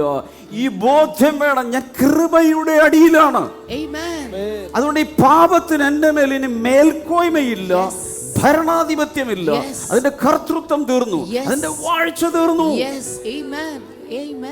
ഇതാദ്യം എണ്ണണം, അതാദ്യം മനസ്സിലാക്കണം, മനസ്സിലിരുത്തണം.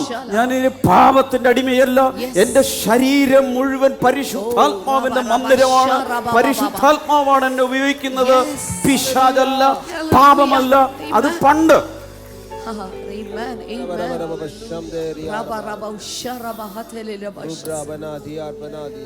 Oh, thank you, Lord. Thank you, Jesus.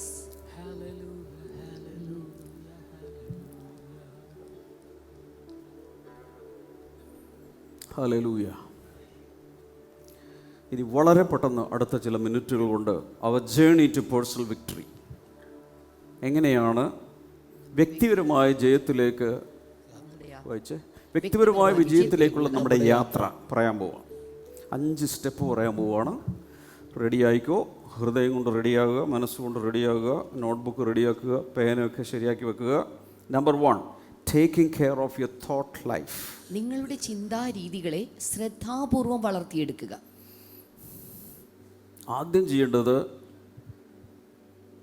നിങ്ങളുടെ ചിന്തകളെ ശ്രദ്ധിക്കുക. ഒട്ടും ശ്രദ്ധിക്കാതെ പോകുന്ന ഒരു മേഖലയാണ് ചിന്താമണ്ഡലം. എന്തൊക്കെയാണ് ചിന്തിച്ചു കൂട്ടുന്നത് നമുക്ക് തന്നെ അറിയില്ല. ബെല്ലില്ല, ബ്രേക്കുമില്ല, ഇങ്ങനെ അങ്ങ് ചിന്തിക്കുമോ? അങ്ങനെ പോകരുത്. തുടക്കം എവിടെയാണ്? ഇവിടെ ടച്ച് ചെയ്തിട്ട് പറയുക, ചിന്തകളിൽ. ഇവിടെ നിന്നാണ് തുടങ്ങേണ്ടത്. എന്താ നമ്മൾ പറയുന്നത്? പൊസിഷണൽ വിക്ടറി, സ്ഥാനീയമായ ക്രിസ്തുവിലുള്ള എൻ്റെ അവകാശമായ ജയം, അതുപോലെ എൻ്റെ വ്യക്തിപരമായ ജീവിതത്തിലെ ജയം തമ്മിലുള്ള ഈ അന്തരം കുറച്ച് ആ ജയം എൻ്റെ ലൈഫിൽ കൊണ്ടുവരാനുള്ള ഒന്നാം പടി എന്താണ്? ചിന്താരീതികളെ ശ്രദ്ധാപൂർവം വളർത്തിയെടുക്കുക. ചിന്തകൾ, റോമാലേഖനം 12:2, ഈ ലോകത്തിന് അനുരൂപമാകാതെ നന്മയും പ്രസാദവും പൂർണ്ണതയുമുള്ള ദൈവഹിതം ഇന്നതെന്ന് തിരിച്ചറിയേണ്ടതിന് മനസ്സ് പുതുക്കി രൂപാന്തരപ്പെടുവിൻ. ഈ പരിപാടി നടക്കണം. ചിന്തകളിൽ മാറ്റങ്ങൾ വന്നുകൊണ്ടേയിരിക്കണം.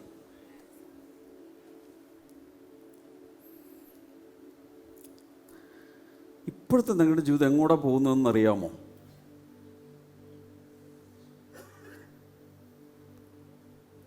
കേട്ടില്ല? അത് കേൾക്കാത്തതുപോലെ നടിക്കുന്നു. ഇപ്പം നിങ്ങളുടെ ജീവിതം എങ്ങോട്ടാണ് പോകുന്നതെന്ന് അറിയാമോ? അത് കർത്താവ് നോക്കിക്കോളൂ. കർത്താവിൻ്റെ കയ്യിലാണ് എൻ്റെ ജീവിതം, ഞാൻ കൊടുത്തേക്കുക എന്നൊക്കെ പറയുമെങ്കിലും എങ്ങോട്ടാണ് പോകുന്നത് എങ്ങോട്ടാണെന്ന് പറയാം. ചിന്തകളിൽ ഏറ്റവും ഡോമിനൻ്റ് എന്താണോ അതിലേക്ക് പോകും. ഏറ്റവും കൂടുതൽ നിങ്ങൾ എന്താണോ ചിന്തിക്കുന്നത് അതിലോട്ട് വണ്ടിയൊക്കെ വളയും. ഉദാഹരണം, എപ്പോഴും നെഗറ്റീവായ അല്ലെങ്കിൽ എപ്പോഴും നിരാശയോടെ ചിന്തിക്കുന്ന താരങ്ങൾ ഇതിനകത്തുണ്ടെങ്കിൽ എന്ത് സംഭവിക്കും? എപ്പോഴും നെഗറ്റീവ് മാത്രമേ ചിന്തിക്കുള്ളൂ. ഈ ചുമ എന്നെ കൊണ്ടേ പോകുള്ളൂ. അതൊരു സാധാരണ രീതിയിൽ നമ്മൾ കേൾക്കുന്നൊരു ഇതാണ്. ചെറിയൊരു കാര്യം വന്നാൽ പോലും ഇതെന്നെ കൊണ്ട് പോകും, ഞാൻ കുഴിയിലോട്ടാണ് പോകുന്നത്. എപ്പോഴും ഇത് തന്നെ ചിന്തിക്കുകയും പറയുകയും ചെയ്യുവാണെങ്കിൽ എത്ര നീട്ടി കൈയടിച്ചാലും മറ്റുള്ളവരെ അട്ടിമറിച്ചുകൊണ്ട് ആത്മാവിൽ അന്യഭാഷ പറഞ്ഞാലും ജീവിതത്തിൽ മാറ്റം വരില്ല. കുഞ്ഞ് മാറണമെങ്കിൽ ഇവിടെ മാറണം.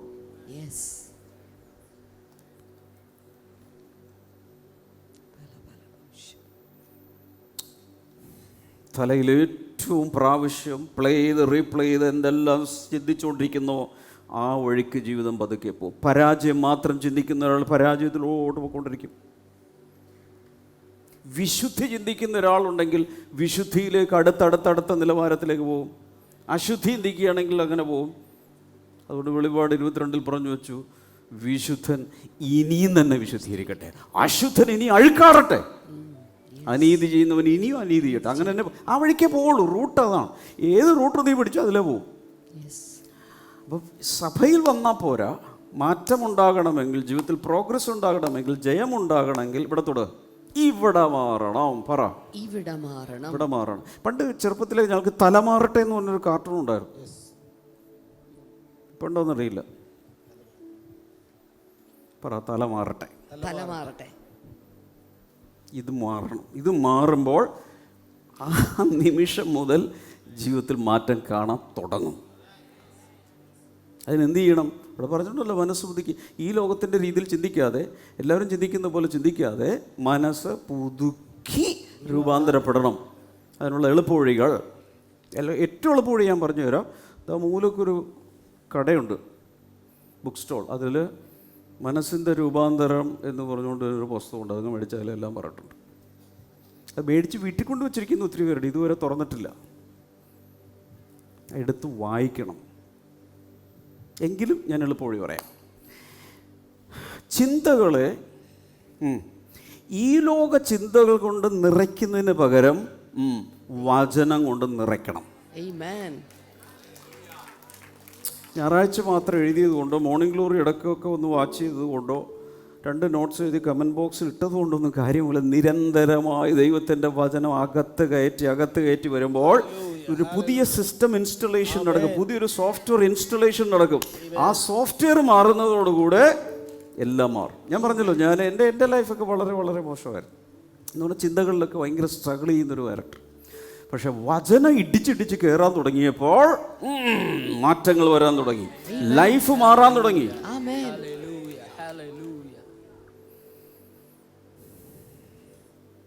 Number 2, walking in the spirit. ആത്മാവിൽ നടക്കുക. എല്ലാവരും പറഞ്ഞ ആത്മാവിൽ നടക്കുക. ശരീരത്തിൽ നടക്കാൻ നമുക്ക് എല്ലാവർക്കും അറിയാം, അങ്ങനെയാണല്ലോ നമ്മൾ ജീവിച്ചുകൊണ്ടിരിക്കുന്നത്. ജഡത്തിൽ ജീവിക്കാൻ എല്ലാവർക്കും അറിയാം, അങ്ങനെയാണല്ലോ നമ്മൾ ജീവിക്കുന്നത്. എന്നാൽ ഇവിടെ പറയുന്നത് ഗലാത്യലേഖനം 5:16 വായിക്കാമോ? ആത്മാവിനനുസരിച്ച് നടപ്പിൻ, എന്നാൽ നിങ്ങൾ ജഡത്തിന്റെ മോഹം നിവർത്തിക്കയില്ല. ചുരുക്കി പറഞ്ഞാൽ ഇവിടെ നിന്ന് ഇറങ്ങിയാലും പരിശുദ്ധാത്മാവിനെ ആശ്രയിച്ച് വേണം ജീവിക്കാനെന്ന്. ഇവിടെ മാത്രമല്ല, ഇവിടെ നിന്ന് ഇറങ്ങിയാലും പരിശുദ്ധാത്മാവിൽ ആശ്രയിച്ച്. അതിനുള്ള സിമ്പിൾ പരിപാടികൾ ഞാൻ പറഞ്ഞു തരാം. ഇവിടെ നിന്ന് ഇറങ്ങി നിങ്ങൾ വീട്ടിലേക്ക് പോവുക, പരിശുദ്ധാത്മാവേ പുള്ളി പറയുമോ? ചെറിയ സൗണ്ടിൽ പറയുമോ? അല്ലെങ്കിൽ സൗണ്ട് ഇല്ലാതെ അകത്ത് സംസാരിക്കും. പരിശുദ്ധാത്മാവേ നീ എന്നോട് കൂടെ ഉള്ളതിനായി നന്ദി. ബസ്സിൽ കയറുമ്പോൾ പറയണം, പരിശുദ്ധാത്മാവ് നീ കൂടെ ഉള്ളതിനായി നന്ദി. പരിശുദ്ധാത്മാവായിട്ട് എപ്പോഴും ഇങ്ങനെ സംസാരിച്ചുകൊണ്ടിരിക്കണം, കമ്മ്യൂണിക്കേറ്റ് ചെയ്യണം എപ്പോഴും. ഇതിനാണ് പരിശുദ്ധാത്മാവിൻ്റെ കൂട്ടായ്മ എന്ന് പറയുന്നത്. ഈ കൂട്ടായ്മ ഡെവലപ്പ് ചെയ്യാനുള്ള എളുപ്പ വഴിയാണ് ബസ്സിൽ കയറുമ്പോഴും ജോലി ചെയ്യുമ്പോഴും കുക്കിംഗ് ആയിരിക്കുമ്പോഴും എല്ലാ സമയത്തും പരിശുദ്ധാത്മാവിനോട് എപ്പോഴും കൊച്ചു കൊച്ചു വർത്തമാനം പറഞ്ഞുകൊണ്ടിരിക്കണം. പറ്റുമോ? പരിശുദ്ധാത്മാവിനോട് കൊച്ചു വർത്തമാനം പറയണമെന്ന്? ഒരു കുഞ്ഞുങ്ങൾ മാതാപിതാക്കളോട് കൊഞ്ചി കുഴയുന്ന പോലെ പരിശുദ്ധാത്മാവുമായി ഇങ്ങനെ സംസാരം ഉണ്ടാകണം. അങ്ങനെ സംസാരിച്ചാൽ അതിലൂടെ ഇടയ്ക്കിടയ്ക്ക് പരിശുദ്ധാത്മാവ് നമ്മളോടും സംസാരിക്കാൻ തുടങ്ങും. ഇന്നത് ചെയ്യുക, ഇന്നയാൾക്ക് വേണ്ടി പ്രാർത്ഥിക്കുക, ഇന്നത്തെ ഇങ്ങനെ പ്രോംപ്റ്റിംഗ് ഉണ്ടാവും. അതാണ് ആത്മാവിനെ അനുസരിച്ച് നടക്കുക എന്നതിൻ്റെ അർത്ഥം. ചിലർക്ക് ചിന്തിക്കുന്നത് കുല്ലിങ്ങി പ്രാർത്ഥിച്ചു കഴിയുമ്പോൾ ഇപ്പോൾ ഒരു ഇടിവെട്ട് പോലെ കർത്താവ് സംസാരിക്കുന്ന. ഇടിവെട്ടൊന്നും വരാൻ പോകുന്നില്ല, അത് മഴക്കാലത്തിടക്ക് വെട്ടിക്കോളും. കർത്താവ് അകത്ത് മന്ദമായി ശാന്തമായി ചെറുതായി ഉള്ളിൽ ഇങ്ങനെ സ്പന്ദനങ്ങളായി സംസാരിക്കും. ഇത് തിരിച്ചറിഞ്ഞാൽ അതാണ് ആത്മാവിനെ അനുസരിച്ച് നടക്കുക. ഒരു ഇൻറ്റേർണൽ വിറ്റ്നസ്സാണ്. അകത്തുകൂടെ കർത്താവ് ഇങ്ങനെ സംസാരിച്ചുകൊണ്ടിരിക്കും. ചിന്തകളിലാണ് കർത്താവ് ഏറ്റവും കൂടുതൽ സംസാരിക്കുന്നത്. നമ്മുടെ ചിന്തകളിൽ കൂടെ തന്നെ ചില പ്രേരണകൾ തരും കർത്താവ്. ഇന്നത് ചെയ്യുക.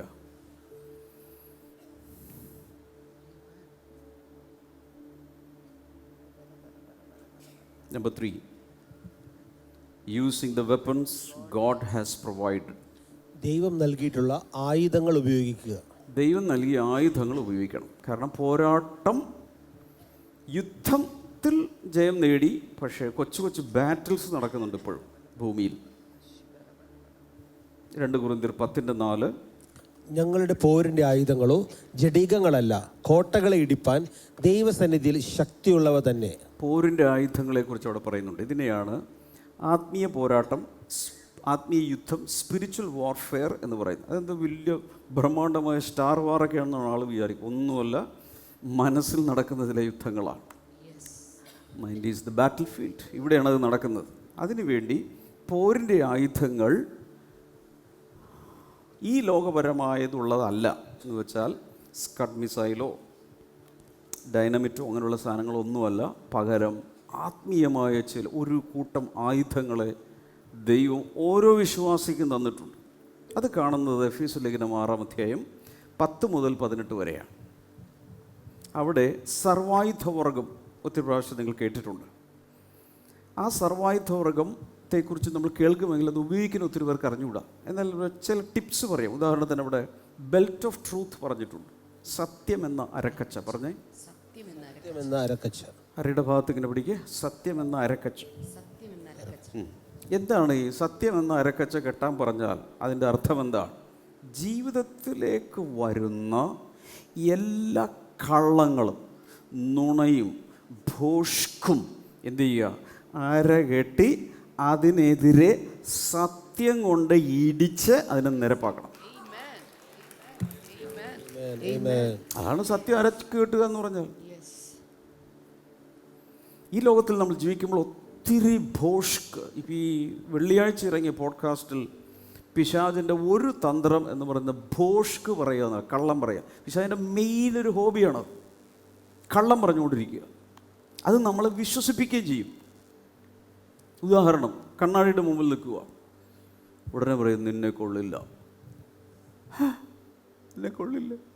അപ്പോൾ ഒന്നുകൂടി ചരിഞ്ഞ് നോക്കി, ഇങ്ങനെ നോക്കി, എല്ലായിടത്തും നോക്കി, ശരിയാണല്ലോ, എന്നെ കാണാൻ കൊള്ളില്ല. അപ്പം ദൈവം എന്നെ സൃഷ്ടിച്ചത് വളരെ തരംതാണ ജീവിയായിട്ടാണ്. കണ്ടോ, അപ്പുറത്തെ അവർക്കൊക്കെ എന്ത് നല്ല സൗന്ദര്യവും എന്ത് വലിയ ഫിഗറാണ്, ഞാൻ മാത്രം ഇങ്ങനെ. അതോടുകൂടി ഒരു അപകർഷതാബോധം അകത്ത് കയറി. എന്താണ് സംഭവിച്ചത്? പിശാച് കള്ളം പറഞ്ഞു, അത് നിന്നെ കൊണ്ട് വിശ്വസിപ്പിച്ചു. പുള്ളിപ്പം ഇങ്ങനെ നിൽക്കുക. ആ സമയത്താണ് സത്യത്തിൻ്റെ അരക്കച്ച കെട്ടാൻ പോവുക. എങ്ങനെയാണത്? അവിടെ ഞാൻ നിന്നെ വിലയേറിയവനും മാന്യനുമായി എണ്ണിയിരിക്കുക, ഞാൻ നിനക്ക് പകരം മനുഷ്യരെയും ജാതികളെയും കൊടുക്കുന്നു എന്ന് പറഞ്ഞുകൊണ്ട് സത്യം അവിടെ എഴുതിയിരിക്കുന്നു. ദൈവസന്നിധിയിൽ കർത്താവ് നോക്കുന്ന സ്കിൻ കളറല്ല, നിൻ്റെ സ്റ്റാച്ചറല്ല, നിൻ്റെ ബോഡിയോ, ഇതൊന്നും ദൈവം നോക്കുന്നില്ല. അതൊക്കെ പുറമേ കിടക്കുന്ന സാധനങ്ങളാണ്. ഇത് നിൻ്റെ ഒരു കൂടാണ്, ഇത് വിട്ട് നീ പോകും, ഒരു ടെമ്പററി ഹൗസിംഗ് ആണ്. ഇത് മനസ്സിലാക്കി കഴിയുമ്പോൾ അകത്തുള്ള ആത്മമനുഷ്യൻ അങ്ങ് എഴുന്നേൽക്കും, സ്പിരിറ്റ് മാൻ അങ്ങോട്ട് എഴുന്നേൽക്കും. എന്നിട്ട് കഴിക്കുമ്പോൾ എന്ത് ചെയ്യുന്നു? ആ അസത്യം അന്നവിടെ പൊളിയുക. അതോടുകൂടെ ജീവിതത്തിൻ്റെ സ്കോപ്പ് അങ്ങ് വർദ്ധിക്കുന്നു. ജീവിതം മാറുകയാണ്. അതോടെ ഒറ്റ കാര്യത്തിൽ കറക്ഷൻ വന്നു കഴിയുമ്പോൾ ലൈഫ് മാറും. ഇല്ലെങ്കിൽ എവിടെയെങ്കിലും പോകാൻ പറ്റുമോ? അപകർഷതാബോധം നിമിത്തം എവിടെയെങ്കിലും പോകുമോ? എന്നെ കാണാൻ കൊള്ളില്ല, ഞാൻ ഒരു കല്യാണത്തിന് പോകുന്നില്ല, ഞാൻ അവിടെ പോകുന്നില്ല, ഞാൻ ഇവിടെ പോകുന്നില്ല, എന്നെ അകത്തോട്ട് വലിഞ്ഞു വലിഞ്ഞു പോകുന്ന ഒരാൾക്ക് സ്വാതന്ത്ര്യം കിട്ടി. സത്യം നിങ്ങളെ സ്വതന്ത്രമാക്കും.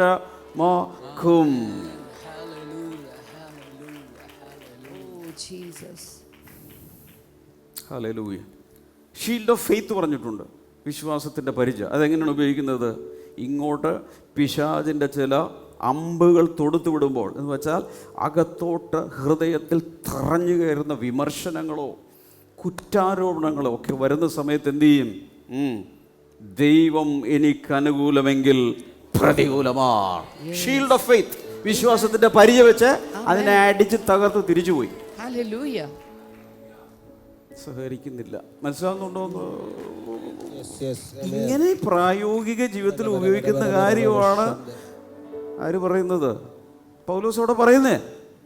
അല്ലാതെ ഇതൊക്കെ ഭയങ്കരമായ ദൈവശാസ്ത്രപരമായ എന്തോ സാധനങ്ങളൊക്കെ ആയിട്ട് പിടുത്തം കിട്ടുകയില്ല. അതൊന്നുമല്ല. പ്രാക്ടിക്കൽ ലൈഫിൽ അത് ഉപയോഗിക്കുന്ന വിധമാണ് ഞാൻ പറയും. ഇങ്ങനെ ഓരോ ആയുധങ്ങളും ജീവിതത്തിൽ ഉപയോഗിക്കണം. എത്ര പേർ ആമേൻ പറയും? ആമേൻ, ആമേൻ.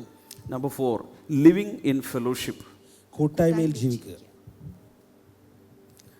ഇബ്രാഹിം ലേഖനം 10:24-25 വായിക്കാം. ചിലർ ചെയ്യുന്നത് പോലെ സോറി എന്തിനെക്കുറിച്ച് നമ്മൾ പറയുന്നതെന്ന് മറന്നുപോയി. അല്ല, എന്തിനെക്കുറിച്ച് നമ്മൾ പറയുന്നത്?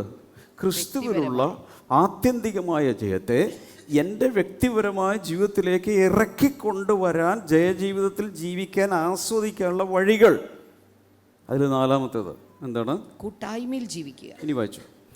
ചിലർ ചെയ്യുന്നത് പോലെ നമ്മുടെ സഭായോഗങ്ങളെ ഉപേക്ഷിക്കാതെ തമ്മിൽ പ്രബോധിപ്പിച്ചുകൊണ്ട് സ്നേഹത്തിനും സൽപ്രവൃത്തികൾക്കും ഉത്സാഹം വർദ്ധിപ്പിപ്പാൻ അന്യോന്യം സൂക്ഷിച്ചുകൊള്ളുക. നാൾ സമീപിക്കുന്നു എന്ന് കാണുന്തോറും അത് അധികമായി ചെയ്യേണ്ടതാകുന്നു. അടുത്തൊരു വളരെ പ്രധാനപ്പെട്ട, അതായത് ജയജീവിതം എൻ്റെ ജീവിതത്തിൽ അനുഭവിക്കാനുള്ള ഏറ്റവും പ്രധാനപ്പെട്ട ഒരു ഘടകമാണ് കൂട്ടായ്മക്കകത്ത് ജീവിക്കുക. പറ, കൂട്ടായ്മക്കകത്ത് ജീവിക്കുക. ഞെട്ടിക്കുന്ന ഒരു സത്യം പറയാം. എത്ര വലിയ അപ്പസ്തോലനാണ് നീയെങ്കിലും കൂട്ടായ്മയുടെ അകത്തേ ജീവിക്കാൻ പറ്റും. ആമേൻ. അപ്പസ്തോലിനേക്കാൾ വലുത് ആരും സഭയിലില്ലല്ലോ. അപ്പസ്തോലിക വിളി ഉണ്ടെങ്കിൽ പോലും കൂട്ടായ്മക്കകത്താണ് ജീവിക്കേണ്ടത്.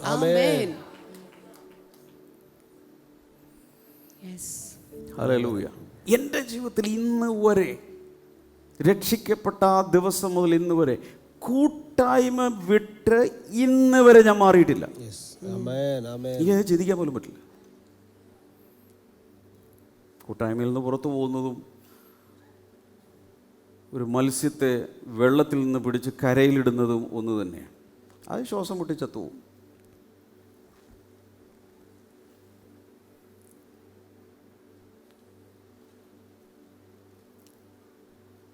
എത്ര പേർക്ക് കർത്താവ് നൽകിയിട്ടുള്ള ഈ ആത്യന്തിക ജയം ജീവിതത്തിൽ അനുഭവിക്കണമെന്ന് ആഗ്രഹമുണ്ട്. അവർ മാത്രം കൈ ഇങ്ങനെ ഉയർത്തിപ്പിടിക്കും, ഇങ്ങനെ ഒന്ന് വീശിക്കണം. ഹല്ലേലൂയ.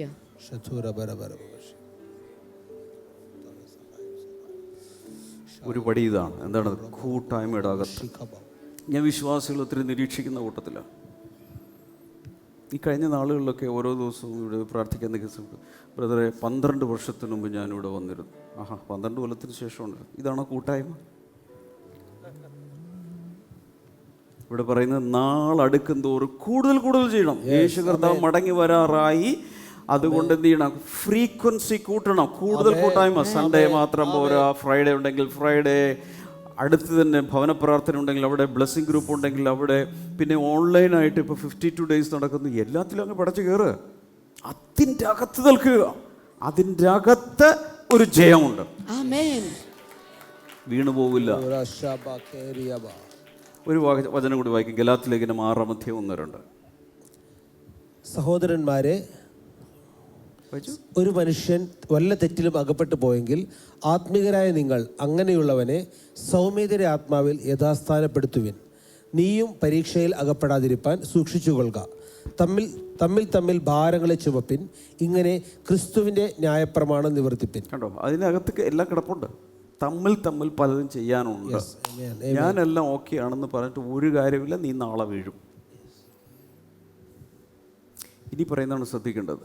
പല വിശ്വാസികൾക്ക് ആഗ്രഹം ഉണ്ടായിട്ട് വരാൻ പറ്റാത്തവരുണ്ട്. വീട്ടിലെ സാഹചര്യം, ഒരു പ്രാവശ്യം വന്നു പോകണമെങ്കിലുള്ള ബസ് ഫെയർ, വണ്ടിക്കൂലി, യാത്ര ചെലവ്.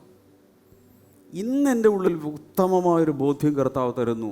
അത് വകവയ്ക്കാതെ കാല് വെച്ചാൽ വണ്ടിക്കൂലി മാത്രമല്ല, മാസം എക്സസ് എമൗണ്ട് കർത്താവ് നിന്റെ കയ്യിൽ തരും. കാലാദ്യം എടുത്ത് വെക്കണം. ചിലർ പൈസ ഇല്ല എന്ന കാരണത്താൽ മാസത്തിൽ 1, മാസത്തിൽ 2, 1.5 ആഴ്ചയിലൊക്കെ പോകാൻ തീരുമാനമെടുക്കും. അതനുസരിച്ച് വരുമാനവും കുറയും. എന്നാൽ കർത്താവിനോട് ഇന്ന് കാലെടുത്ത് വെച്ച് നോക്ക്. അതനുസരിച്ച് കർത്താവ് വഴികൾ തുറക്കും. ഞാൻ പറയുന്നത് വിശ്വസിക്കാമെങ്കിൽ മാത്രം ശനിയാഴ്ച വൈകിട്ട് വരെ പിറ്റേ ദിവസം ആരാധനയ്ക്ക് പോകാനുള്ള പൈസ ഇല്ലെന്നിരിക്കട്ടെ. അപ്പോൾ ഏകദേശം തീരുമാനിച്ചു നാളെ പോകാൻ പറ്റില്ല, കാരണം കാശില്ല. നിങ്ങൾ ഇന്ന് വിശ്വസിച്ച് പരീക്ഷിച്ചു. കർത്താവേ, എനിക്ക് നിന്നെ ആരാധിക്കണം, അത്ഭുതകരമായൊരു വഴി അങ്ങ് തുറക്കണമേ എന്ന് പറഞ്ഞാൽ ചിലപ്പോൾ ടിങ് ആരോ ഗൂഗിൾ പേ ചെയ്തിരിക്കുന്നു. അതൊന്നും അറിയില്ല, പക്ഷെ കാശ് വന്നു. ഞാൻ അത്ഭുതങ്ങളിൽ വിശ്വസിക്കുന്ന ഒരു മനുഷ്യനാണ്. നിങ്ങൾക്കും വിശ്വസിക്കാം. കണ്ടവനാണ് ഞാൻ, കണ്ടിട്ടുള്ളവനാണ്. തക്ക സമയത്ത് കാക്ക കുഞ്ഞുങ്ങൾക്ക് ആഹാരം എത്തിച്ചു കൊടുക്കാൻ അറിയാവുന്നവൻ, തൻ്റെ ചോരയിൽ വിലയ്ക്ക് വാങ്ങിയ തൻ്റെ കുഞ്ഞുങ്ങൾക്ക് വിശ്വസിക്കുമെങ്കിൽ, ജാതികളെ പോലെ ആധി പിടിക്കാതെ വിശ്വസിക്കുമെങ്കിൽ തക്ക സമയത്ത് നൽകിത്തരാൻ ദൈവത്തിന് സാധിക്കില്ലേ? ഇനി കഴിഞ്ഞ പോഡ്കാസ്റ്റിൽ ബസ് കാശുമില്ല, ഒന്നുമില്ലാതെ നടന്നുപോയ സംഗതി വരെ ഞാൻ പറഞ്ഞിട്ടുണ്ട്. കഴിഞ്ഞ പോഡ്കാസ്റ്റിൽ ഞാൻ പറഞ്ഞിട്ടുണ്ട്. അങ്ങനെ ആരാധനയ്ക്ക് പോയവരാണ് ഞാൻ. ഫുൾ നടന്ന്, അതിനിടയിൽ 2 ഫെറിയുണ്ട്, അത് കടക്കണം. അങ്ങനെ പോയവനാണ് ഞാൻ.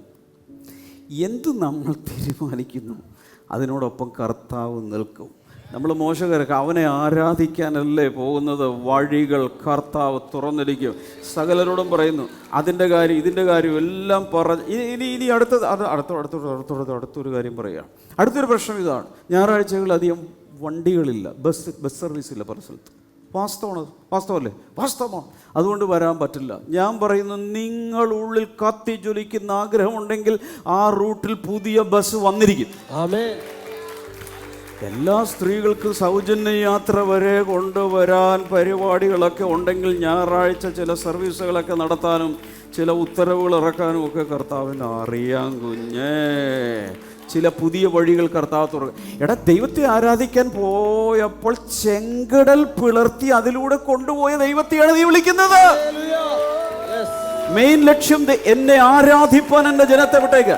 ദൈവിക ആരാധനയ്ക്ക് വേണ്ടി ഒരു വ്യക്തിയോ കുടുംബമോ തീരുമാനമെടുത്താൽ കടൽ വരെ പിളർത്തി പുറത്തു കൊണ്ടുവരാൻ ഈ ദൈവത്തിന് മൂടുണ്ട്. കർത്താവിന് മൂടുണ്ട് നിനക്ക് വേണ്ടി പ്രവർത്തിക്കുക. നിനക്ക് മൂടുണ്ടോ എന്നുള്ളതാണ് ഇവിടുത്തെ വിഷയം. പലർക്കും മൂടില്ലെന്നുള്ളതാണ് സത്യം. പലർക്കും ആരാധിക്കാൻ പോകുമ്പോൾ മൂടില്ല. അതുകൊണ്ടാണ് വഴികൾ അടഞ്ഞു കിടക്കുന്നത്. ഞാൻ പറയുന്നു, ഈ ഞായറാഴ്ച ഞാൻ പ്രഖ്യാപിക്കുന്നു, ഇന്ന് വന്നവരോടും വീട്ടിലിരുന്ന് കാണുന്നവരോടും എല്ലാ സഭകളിലുള്ളവരോടും പറയുന്നു, തീരുമാനമെടുക്കുക. കർത്താവുമായിട്ട് തീരുമാനമെടുക്കുക. ആകെ 52 ഞായറാഴ്ചയേ ഉള്ളൂ ഒരു വർഷം. അറിഞ്ഞില്ല അല്ലേ? അതാണ് ഏറ്റവും വലിയ വെളിപാട്. ഓക്കെ, 52 ഞായറാഴ്ച ഉള്ളൂ. ഈ 52 ഞായറാഴ്ച പോകാനും വരാനുമുള്ള ഗതാഗതവും കാശും തരാൻ നീ വിളിക്കുന്ന സർവശക്തനായ ദൈവത്തിന് പറ്റില്ലെന്നാണ് പറയുന്നത്. വിശ്വസിക്ക്, അത്ഭുതങ്ങൾ കർത്താവ് ചെയ്യും, വഴികൾ കർത്താവ് തുറക്കും, ആരാധന സമ്പ്രദായങ്ങൾ കർത്താവ് മാറ്റിയിടും. കൈകൾ ശക്തിയോടെ അടിച്ച് വിശ്വസിച്ച് തീരുമാനിച്ച്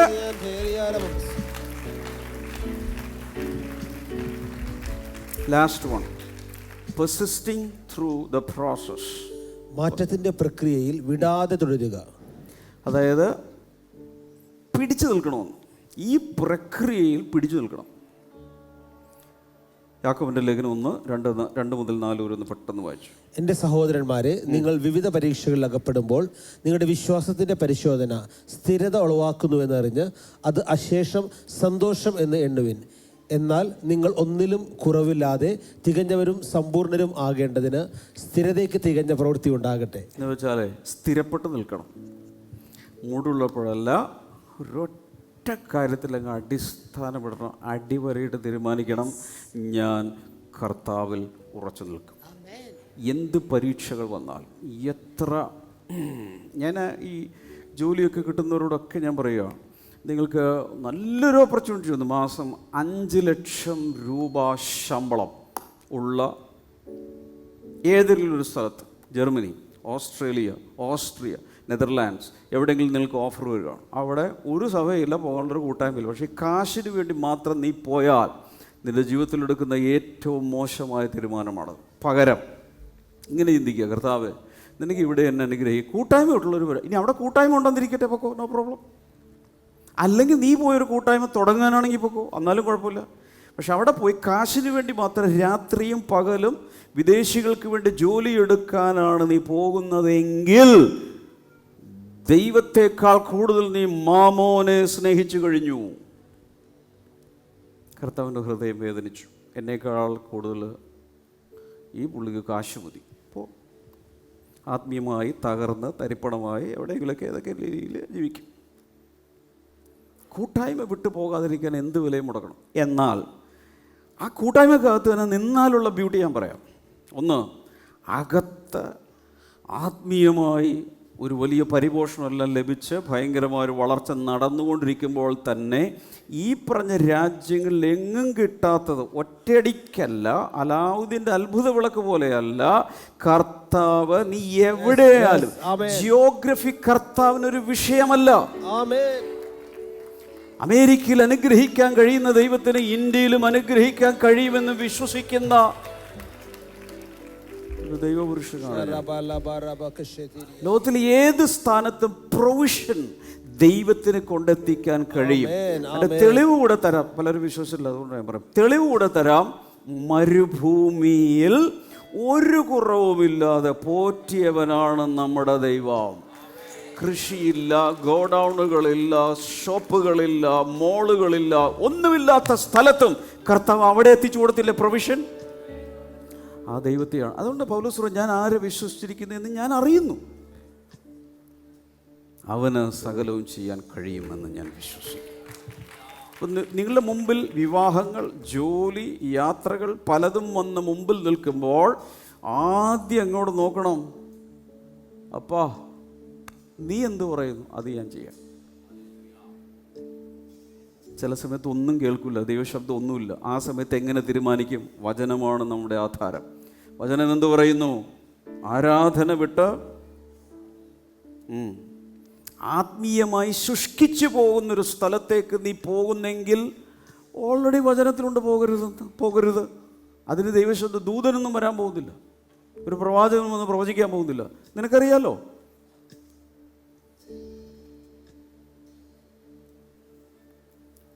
സഭ ഒരല്പം ദുഃഖത്തിലായി പോയതുപോലെ എനിക്ക് തോന്നുന്നു. പലരുടെയും ഭാവിയെ നുള്ളിക്കളയുന്ന പ്രസംഗമായിട്ട് തോന്നുന്നുണ്ടോ? ഇല്ല.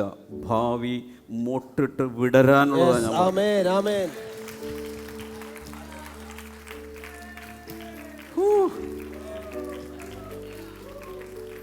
അങ്കിളിന് വന്നേ. ഇപ്പൊ കുറച്ച് ഒരു ഫോട്ടോ കണ്ടല്ലോ, അദ്ദേഹത്തിൻ്റെ ഭാര്യ കഴിഞ്ഞ ദിവസം കർത്താവിൻ്റെ അടുത്തേക്ക് പോയി, എന്നിട്ടാണ് ഈ ബഹളം ഉണ്ടാക്കുന്നത് ഇവിടെ കിടന്ന്. ഇത്രയും വലിയ സ്തുതി ആരാധന. ഹല്ലേലൂയ. ദിവസങ്ങളേ ഉള്ളൂ ഭാര്യ പോയിട്ട്, പക്ഷെ ആരാധനയ്ക്ക് ഒരു കുറവില്ല. എന്തിനാ കുറക്കണം? അങ്ങോട്ടല്ലേ പോകുന്നു നമ്മൾ. God bless you, God bless you. Hallelujah.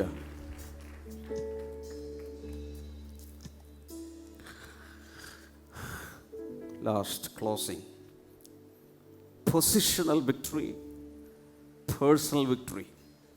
ക്രൂശിലുള്ള ഇത്രയും വലിയ ജയത്തെ എൻ്റെ ജീവിതത്തിലേക്ക് ഇറക്കിക്കൊണ്ട് വരാൻ 5 കാര്യങ്ങൾ പറഞ്ഞു. ഓരോന്നോരോന്ന് പെട്ടെന്ന് പറഞ്ഞ്. ആദ്യത്തേത് പറ.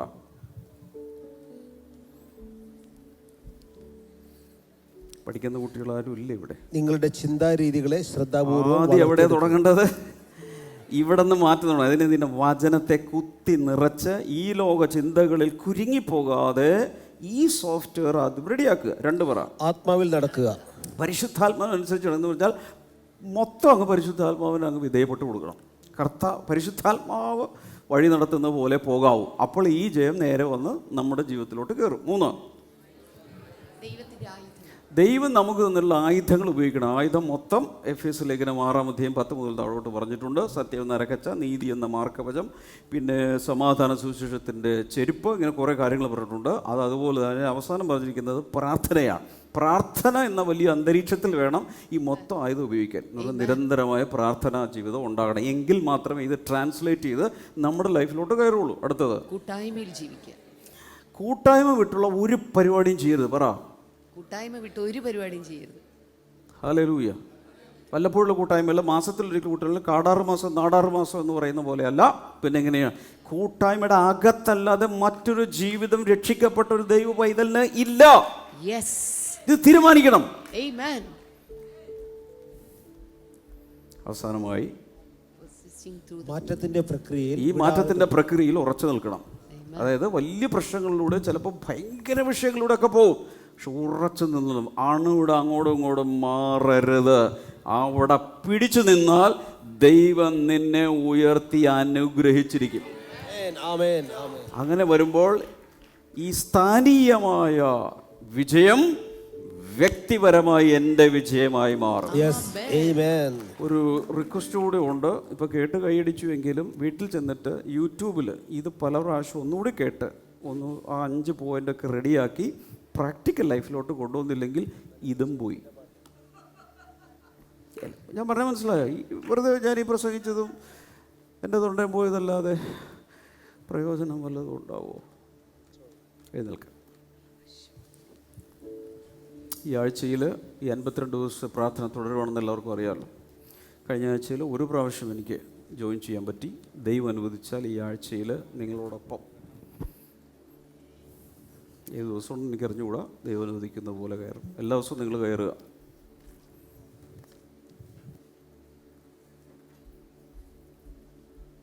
ഹല്ലേലൂയ. ആദ്യമായി വന്നവരോ ഇതുവരെ പൂർണ്ണമായ ഹൃദയത്തോടെ യേശുവിന് വേണ്ടി സമർപ്പിച്ചിട്ടില്ലാത്തവരും ഈ പ്രാർത്ഥന ഒരുമിച്ച് പ്രാർത്ഥിച്ച് യേശുവിനായി സമർപ്പിക്കുക. ഹൃദയത്തിൽ കൈവയ്ക്കുക. എല്ലാവരും പ്രാർത്ഥിക്കുക. യേശുവേ,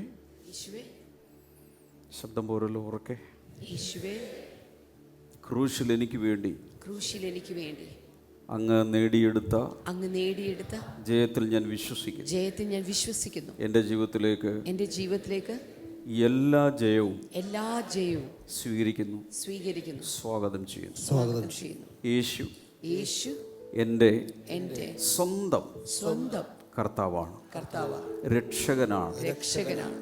ഞാനത് വിശ്വസിക്കുന്നു. ഞാനത് വിശ്വസിക്കുന്നു. യേശു മരിച്ചിട്ട് യേശു മരിച്ചിട്ട് ഉയർത്തെഴുന്നേറ്റുവെന്ന് ഉയർത്തെഴുന്നേറ്റുവെന്ന് ഹൃദയം കൊണ്ട് ഞാൻ ഞാൻ വിശ്വസിക്കുന്നു. പരിശുദ്ധാത്മാവേ എൻ്റെ ജീവിതത്തിലേക്ക് എൻ്റെ ജീവിതത്തിലേക്ക് അങ്ങയെ സ്വാഗതം ചെയ്യുന്നു. അങ്ങയെ സ്വാഗതം ചെയ്യുന്നു. അങ്ങയെ അനുസരിച്ച് ജീവിക്കുവാൻ അങ്ങേയനുസരിച്ച് ജീവിക്കുവാൻ എന്നെ സഹായിക്കണം. എന്നെ സഹായിക്കണമേ. കൂട്ടായ്മയ്ക്കകത്ത് കൂട്ടായ്മയ്ക്കകത്ത് ഉറച്ചു നിൽക്കുവാൻ ഉറച്ചു നിൽക്കുവാൻ എന്നെ സമർപ്പിക്കുന്നു. എന്നെ സമർപ്പിക്കുന്നു. നീ എൻ്റെ സങ്കേതമാണ്, നീ എൻ്റെ സങ്കേതമാണ്, നീ എൻ്റെ ബലമാണ്. നീ എൻ്റെ ബലമാണ്. ആകയാൽ ആകയാൽ പർവ്വതങ്ങൾ കുലുങ്ങിയാൽ പർവ്വതങ്ങൾ കുലുങ്ങിയാൽ സമുദ്രമധ്യത്തിൽ വീണാൽ സമുദ്രമധ്യത്തിൽ വീണാൽ ഞാൻ ഭയപ്പെടുകയില്ല. ഞാൻ ഭയപ്പെടുകയില്ല.